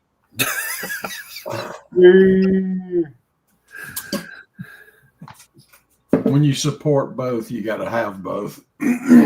Why would you support both? Because CEOs like MacBooks. Oh, good for them. Hmm? Good for them. Yeah, they pay the salary. Oh, that's what they give you? Hmm? That's what they give you to work on? No, I just have to work on theirs. So I got one. Yeah. That's- Like That's my part of wife the deal. I has, work from home, so I get to. yeah. My wife hates Apple too, but the schools give her a MacBook, you know. So she's stuck with fucking They're having totally damn different. That's for sure. she fucking hates it, just like me. I fucking hate Apple. I think they're retarded. I tried to do an iPhone once, and I lasted like a month and a half maybe, and I'm like, nope, fuck this piece of shit. I had an Apple 4 phone for like 3.5 years, and I couldn't wait for that fucking thing to break. I don't even remember what the number was on it. It was back. Back when they were all white and had one button on the front of them. No, so the one I had, I think, was around 2016. Oh, that was a later one. So I'm not the bad sure. part I'm not, about those the not sure older what version that would be. iPhones is, yeah, you know, you got fed up with them and you were waiting on them to break. They wouldn't break. You could throw them off a cliff and they'd be fine. The only way that you ended up getting a new phone is because they quit updating the model phone that you had and it became a paperweight. No, literally, I had mine. mine. I think I had mine like 2 months or something like that. And I'm talking about the old ones, like the iPhone 5s and 4s and stuff like that. It just wouldn't work right, and I got so fucking pissed off at it. I was fucking throwing it against every fucking wall you can think of, and I'm like, yeah, no, I'm fucking done with this bullshit. I had an iPhone 4, and I had it for 3.5 years. Couldn't wait for it to die because I hated iPhone. And the only when it died is I was on floating down the river in tubes drinking beer, and I grabbed onto a tree to slow myself down because my dad was getting behind, and it flipped my tube, and I had my phone in my hand, and it went bloop. Well, that'll do it. And that did it. That was before cell phones were waterproof. I was about to say, but that's not covered under insurance. Well, it was 3.5 years, and I hated it. And I was waiting for it to die because I'm not rich, so it's like I'm not going to purposely break my phone. But I couldn't wait for it to die, and I wasn't trying to kill it, but yeah, that killed it. That'll do it. That'll do it. I knew And we were in trouble. fucking Samsung again. It's like, all right, peace out, fucking Apple. That's the last time I do that bullshit. Well, you knew we were in trouble when they started taking $70 phones and charging $1,000 for them. Oh yeah, that's ridiculous, man. It's Fucking ridiculous. Well, and considering if you actually pay attention and you know how much they actually cost to fucking make, yeah, it's absolutely fucking retarded. yeah. I think the latest iPhone, the 17 Pro Max, has about $110 worth of parts in it. And they want $1,700 for it. Yep. 17 on. Yeah, it's a fucking phone, dude. And those damn idiots stand in line every year to get the latest one. Dude, Well, I guarantee you, half it- those people are look, as gun guys, a prime example is Glock. Yep. fuck the V series.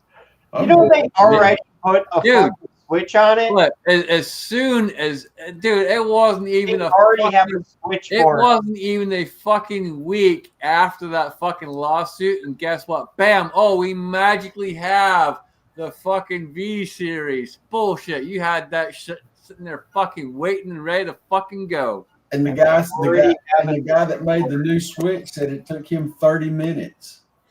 It was fucking stupid. Everyone's all like, "Oh my god, they got a new model." No, it's the same fucking bullshit they do every fucking time they come up with something. Glock should have never caved into California on that. Well, it was never about the whole Switch thing. It was about launching a new series. Well, there was nothing new about it. You think that's what it was?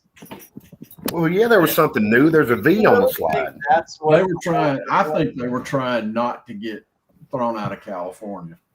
They weren't trying nothing, dude.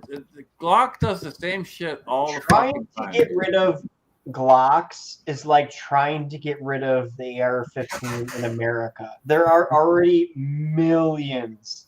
Trying to get rid of Glock is like trying to get rid of herpes. That's the stupidest fucking thing they ever fucking did. Like, you're gonna get rid of Glocks because there's not already tens of millions of fucking Glocks in That's America. that's like saying they're gonna try and just take out all the top four, which would be Glock, Ruger, Smith and Wesson. Oh, same know, thing. We're gonna get rid of It's AR-15s. never gonna happen. They're not Really? gonna take them all out. They're gonna get rid of AR-15s. You know, Good luck. Palmetto State rolls them out by the 18-wheeler loads daily. Good. I loved it when Palmetto State first started up. That guy came out and he said, "My mission in life is to put an AR-15 in the hands of every adult in the United States." That was his mission statement in the beginning. Because back then he was selling an AR-15 for like $350, $400. I was gonna say they were like Rifle. Hell yeah, brother. Okay, you're not gonna fucking win a long range fucking match with the thing, but that's not the point. That's not the point of an AR-15. It was the high point of AR-15s, but so much higher quality than a high point. Yeah, it's not the best quality. It's not a Daniel Defense. It's not no, but the point point is the So point is what? to make sure that every American is armed. Does it go bang when you pull the trigger 96% of the time? Yes. Okay, cool. If it don't, that's because you left the safety on or didn't chamber around. Yeah, I've got a Crack bang, Georgia Precision, and I've got a Palmetto State Armory, and you know what? I've never had a problem out of either one of them. Dude, honestly, their quality is And not one cost nearly $2,000, and one cost $450. Yeah. Dude, their quality is not they have issues, don't get me wrong, just like anyone else does. But never feel bad about buying a fucking Palmetto State.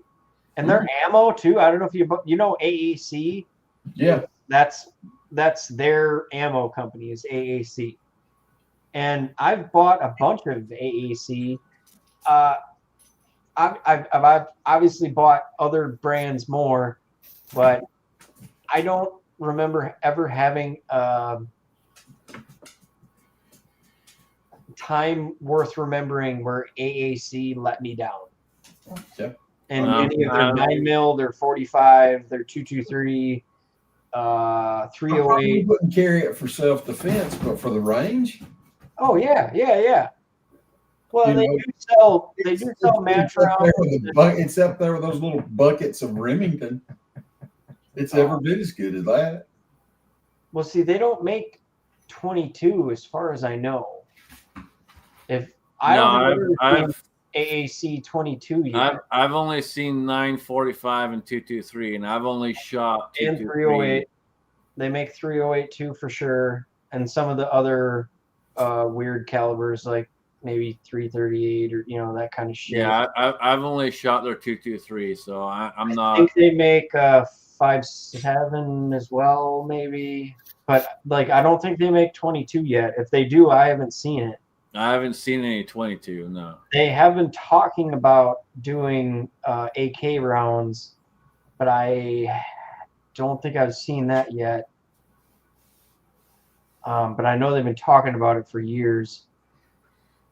I hope they do, so they can bring the fucking prices down. Because Jesus Well, I can tell you, I was at a training class, and I don't even shoot my AK anymore. a guy showed up with 1,000 rounds of S&B. And after about, I think it was about the Cellar third. and below or whatever. That shit's awesome. Cellar and below. Yeah. That shit's awesome. probably the one company I've bought the most rounds of ammunition Well, from. I've always thought highly of him. They are- This guy got his fourth mag and blew his damn gun up. What? Yeah. Dude, I've been shooting S&B since I got in the Hey, I have industry. too. What caliber? It was 9mm. 9 mil. Yeah, Yeah. dude, I've put I don't know how many thousands and thousands Dude, of I've rounds of shot S&B. cases upon cases of But I that. will tell you this: they never asked a single question. They bought him a new gun. No shit. Yeah. What was it? I think it was a Beretta. 92? No, it was one of the newer ones. Striker. Like a P4. So or it's probably the some shit, whatever. APX or the APX one or something like that. Yeah. This was it. This Wow. was tactical response, and Jaeger grabbed the gun and he said, "Let me see that piece of shit," and started looking at it. And he said he wrote him a letter. He said, "It's definitely, without a shadow of a doubt, it was the ammo," and they never questioned it, never squawked. Double charged or something, maybe, or That's the only thing I could think. It had a double charge of powder in it. yeah. Yeah, it's crazy, man. I've shot so many rounds of that. I've never had a Dude, I've problem. shot cases upon cases because I used to be able to buy the S&B for like $8 a box back in the day. Yeah. No, I'm not going to tell you what I bought it for, but I got it for a ridiculous price. Well, you were in the Yeah, I again, I'm not. Yeah, I I'm got a stupid I was price. civilian, in the fucking store. That was before ammo really was sold online, a lot. That was way back in the day. When I still went to Cabela's and shit like that. Yeah, that's crazy. Yeah, I've probably shot S&B probably the most because I could always get it on sale when it was on sale. You used to be able to get it for a really good price, and I bought that all the fucking time. Yeah. I mean, I've shot tons of it. I've never had a problem.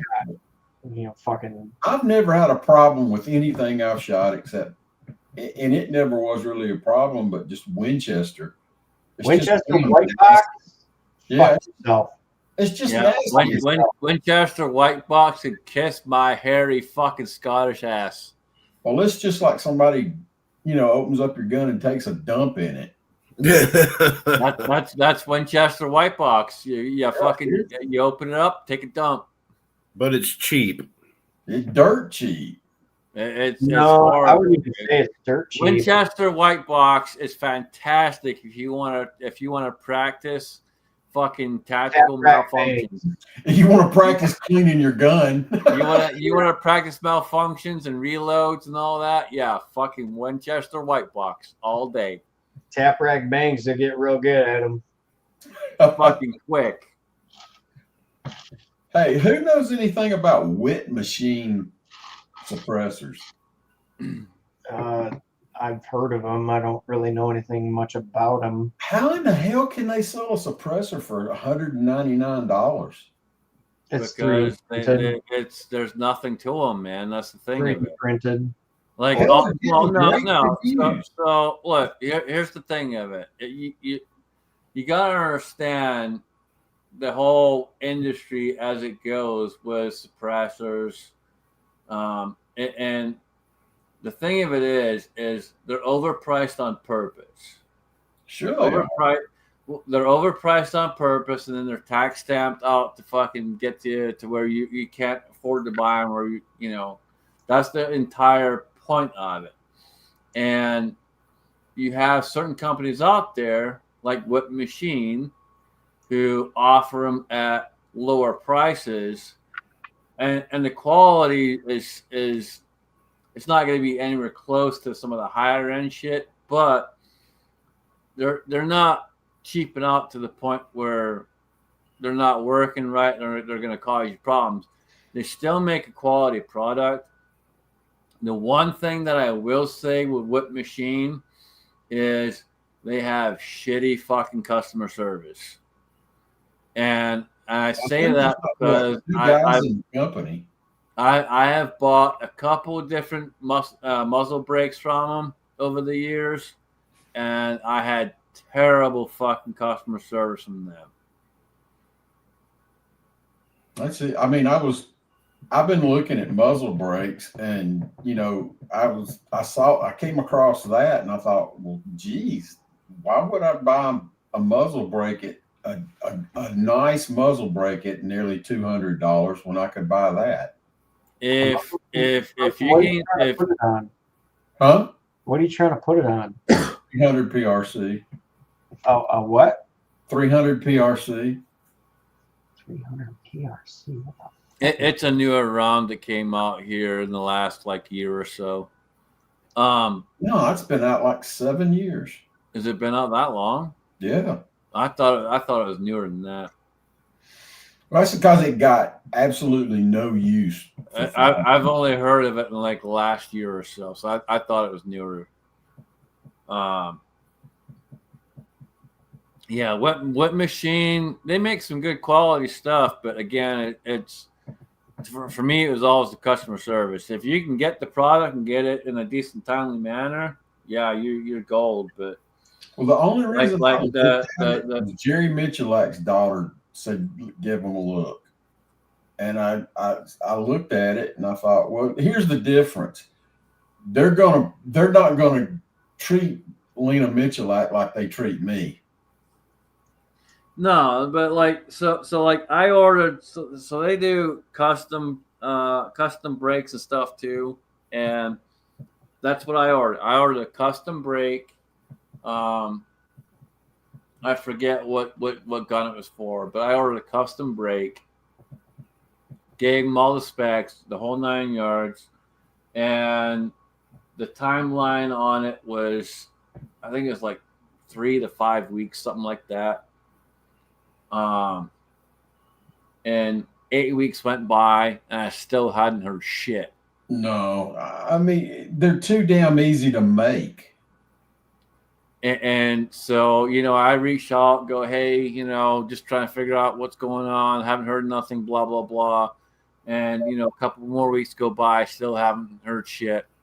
And then finally, after constantly fucking bitching at him every fucking week, I finally got a response, and I honestly don't remember what it was, but it was not a very good response.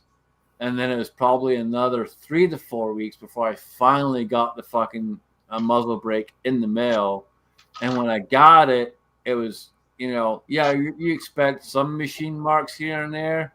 This thing was fucking scratched to high heaven. No, I'm not going there. I think that I've been looking the muzzle brake that I was recommended to go to was the Ultradyne Apollo. Well, you can basically just buy any fucking 308 brake that's already commercially available and throw it on. The tolerances are relatively fucking close. It's a 30 caliber projectile, and it was created in August 2018. Rolled out in SHOT Show in 2019. So yeah, it's been around for about 6 years. But that's a 30 caliber round, so you should basically be able to buy any 30 caliber 30 caliber brake of whatever design, whatever you're trying to make the brake do for you, because they're all designed. I mean, if you're gonna go for a 308 brake that's gonna work for what you think you want it to do, and fucking slap the bitch on if it's got the right thread pitch. If you're gonna go for ultra precision and you want to go that route, I wouldn't say you're talking. I just want to mitigate recoil a little bit. Well, I'll get a hold of Huber and get a Huber brake, man. Huber does a good job. I have a Huber 308 brake that I don't have anything to put it on. If you want to fucking trade or swap for something, I got one sitting around somewhere. Well, it's not a must-have. It's just one of those things I was looking at. I mean, I don't even know that I need it. Well, Yeah, I mean, I got a Hugo brake. I got one you could have too. I got it one that's sitting in the fucking drawer. I used it, took it off, put it down. I haven't touched it since. if you have the option, put a brake on something, especially a long range weapon, definitely put a brake on. There's like no question in my mind. Yeah, long range, it's definitely got to be a brake. Even I've been putting fucking brakes on my pistols. I just ordered a what is that? What's that fucking company? I've been putting I don't, because you guys don't show shit on here, do you? But Oh, you're not technically supposed You to. can't pick it up. You can show a picture, but you can't pick it up. right, yeah. So I'm not, but I've been putting brakes on pistols for a couple of years now. I just ordered a new one for my 365 XL. The Radian weapon systems or whatever the fuck it is. Yeah. And I've got one from what's that one company? Yeah. There's a bunch of companies that make them that you can like change the guide rods and shit and put brakes on your pistols and whatnot. And I'll tell you right now, they fucking work. They are the shit. Well, that's what that to me, I don't have a problem with the recoil. I can handle the recoil. It's not debilitating. And that's not the point. So can I. We all can. We can all hold a pistol and shoot the pistol and handle the recoil without the gun flying out of our hands. That's not the point, though. The point is repeat shots in the middle of the fucking forehead. I'm not going to be doing repeat shots. And the fucking do. Yeah, you can't reload the Try if you've never shot, because I have one on a Glock. I have two of the same Glocks. Oh. One I have. Well, bitch. in my defense, I didn't buy either one of them technically. Still They bitch. They were private sales that were too good to pass up. Hell, I've got 3 and I bought all 3 of them. So. Well, I mean, technically I bought them, but technically I didn't because I'm not a fan of Glock. I don't like the grip angle. I'm used to a Springfield. My first 9mm was a Springfield XDM, and which is the same grip angle as a 1911. So I much more prefer the grip angle of a 1911, which Glock is much more angled, which I don't like. It is. I'm not a Glock fanboy, but I do have 2, and Scotsman will back me up on one of them, which I can't show, but that was Ed's pistol that he offered to sell me when he was still with us. I'll give you that one. You got to give me that, and that's the one I tricked out. I'll give you that one, and only because it's Ed. And that's the one I tricked out, and I have the Be Like Ed backplate. Remember when they were selling those? I remember and those. I put that backplate on his, and that's the one I tricked out. Yeah, I have that one, and I have a I'll stock give one. you that one and only that one. Well, again, like I said, I don't like Glocks because I don't like the grip angle. I'm more of a 1911 grip angle kind of guy.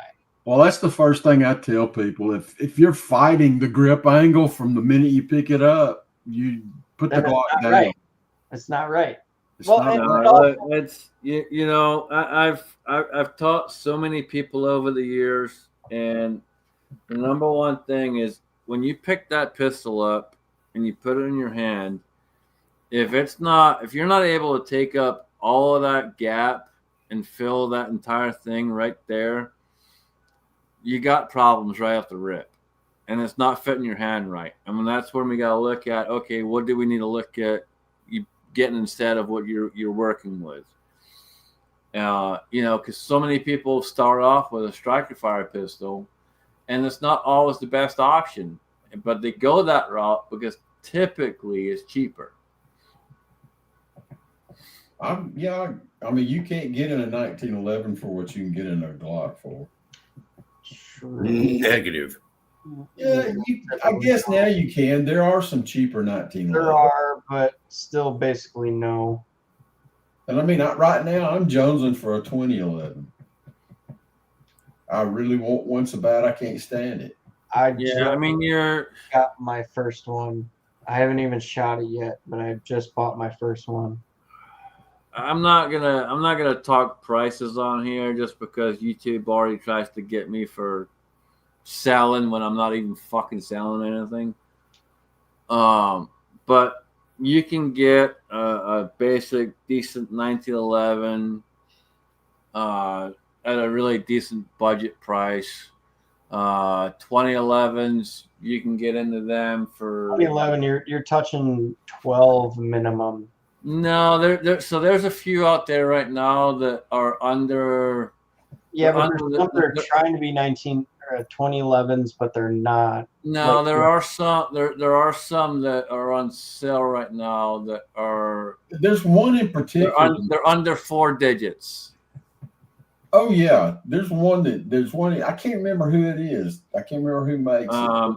And they're not. They're good quality, but they're just under 4 digits. Yeah, there's one from Turkey right now that everybody's talking about. That I can't remember the brand of it though. But then, like, you can get into, Striker Fire. You're starting off in the low 3s. But then there's even some, good, decent hammer fires starting in the low 3s. So it all depends what you're looking for. Those would be 1911s, not 2011s. Because, yeah, you can get some like the Rock Armory and all that for the 3s, 4s. Yeah, no. When I'm talking to 2011, I'm saying under the 4 digit. Yeah, under the 4 digit, maybe. Yeah, I'm not talking. You're not getting them in the 3s. You're getting them like under 6 hours, 211 or 2011 or whatever the fuck they call it. That's It looks like a 2011, but it's technically not. So. Well, I'm talking about a double stack 1911 style. Which it is, but if you go by pure definitions, apparently it's not because of some of the internal features. It's technically not. The internal features are a little bit different. The slide's a little bit different. Yeah, there is some like differences. 2011, but it's technically not one. But like, I almost bought that one. The Sig. The thing of it is whatever it is. They're very, very, very, very picky pistols. They can be, yeah. So you really need to be a reloader number 1 if you're gonna get one. Which obviously I know you are. You don't have. But you have to be kind of in that realm because you have to figure out what the gun likes. And typically, a lot of those like a heavier round, and they like to have a decent powder charge behind them. Because there's a lot more slide mass there as well, so you got a lot more going on. It needs that extra power behind it to get everything to move right. Yeah, the nicer ones though usually have a lighter recoil spring. So right, but even still, you got that heavier slide. You got to have that little bit extra kick to get it to move right. Yeah, but you also have the heavier frame because they're usually metal framed. So you've got the heavier base though to let the slide. Every problem I've had with a 2011 that I've shot is because the ammo didn't have enough behind it. What 2011s have you shot? I've shot some really high-end ones. I'm talking ones that were in the high 3s and high 4s. That's it. It's TSOS. What companies? I don't remember off the top of my head, man. This was years ago. TSOS has one that's, I think, is under 1,000 right now. Yeah, Tysus has some. There's a few different companies that have them within that. They're making a bold claim. They're calling it the Turcado. Again, they're just picky. You got to make sure you're getting a decent heavy load in there to make sure it's going to cycle right. But other than that, yeah, I mean, typically they run fine. I'd like to think I'm load behind it. picky, but yet you and I are somehow still friends. So obviously I'm not that picky. 'Cause I mean, I you. met you in a basement, so clearly you're not that picky. What? Did you Kyle hadn't spoken in a while. I think Kyle fell asleep. Yeah, No, I'm not I asleep. won't do that. What do you think about T-Size? I should be, but I'm not. Yeah, me too. What do you Yeah, think I about think T-Size? I think we're gonna go ahead and start going through the room because I'm gonna go and put my ass to bed because my generator's still going. It's fucking freezing, and I need to get under the covers and warm up some. Hell, I'm cold too, and I'm in Alabama, so Yeah, it's chilly down over here too. And I gotta get up and smoke a turkey here in a little bit. So How you gonna get in that paper? I just want to watch him lick it. You got to be careful what you say on a live chat. I didn't say any of that. You two did. If he licks a turkey wrapped in an easy wider, I want to watch it. All right. Anyway, Gotta Kyle, go. you got anything before we head out? Not me. I got nothing. Come to a. I got no news I want to share with the world. I got news, but nothing I want to share with the internet. You need to watch the video. Yes. Well, that I do have it pulled up. I pulled it up. It's on pause. 31 minutes and some odd seconds. Be Well, sure you that'll be- evacuate your bladder before you watch it. That's the second time somebody said that, and I don't know how to take that now. You're gonna. It's not a joke. You're gonna be totally bewildered that somebody could step in their own doo doo that many times. My stomach is still hurting from laughing. Look, you take Comedy Central and you hand them a few dollar bills and say, hey, if you can make us laugh, we'll double what you got. Dude, this guy didn't double it. He fucking literally tripled it, quadrupled it, and kept on fucking going and just kept throwing this one every fucking time he opened his mouth. He kept digging the hole. I mean, bad. Mario was digging the hole. No, Jim. The man who's hosting the live chat. The man who had his power on the end this shit button kept digging the hole. You'll figure it out once you watch it. You'll get it. All right. So with that being said, Bama, you got anything before we head out? Nah, nothing pressing. Just I'm gonna make a decision and push a button on a muzzle brake. All right. Well, I appreciate y'all showing up. I hope everyone has a good Thanksgiving.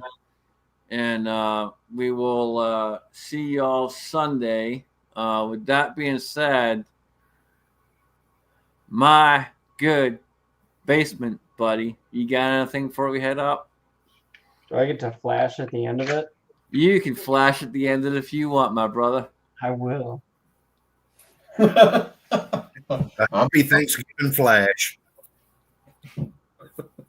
I don't. Well, see, what Alan usually fucking takes you guys out every time. And I don't know what his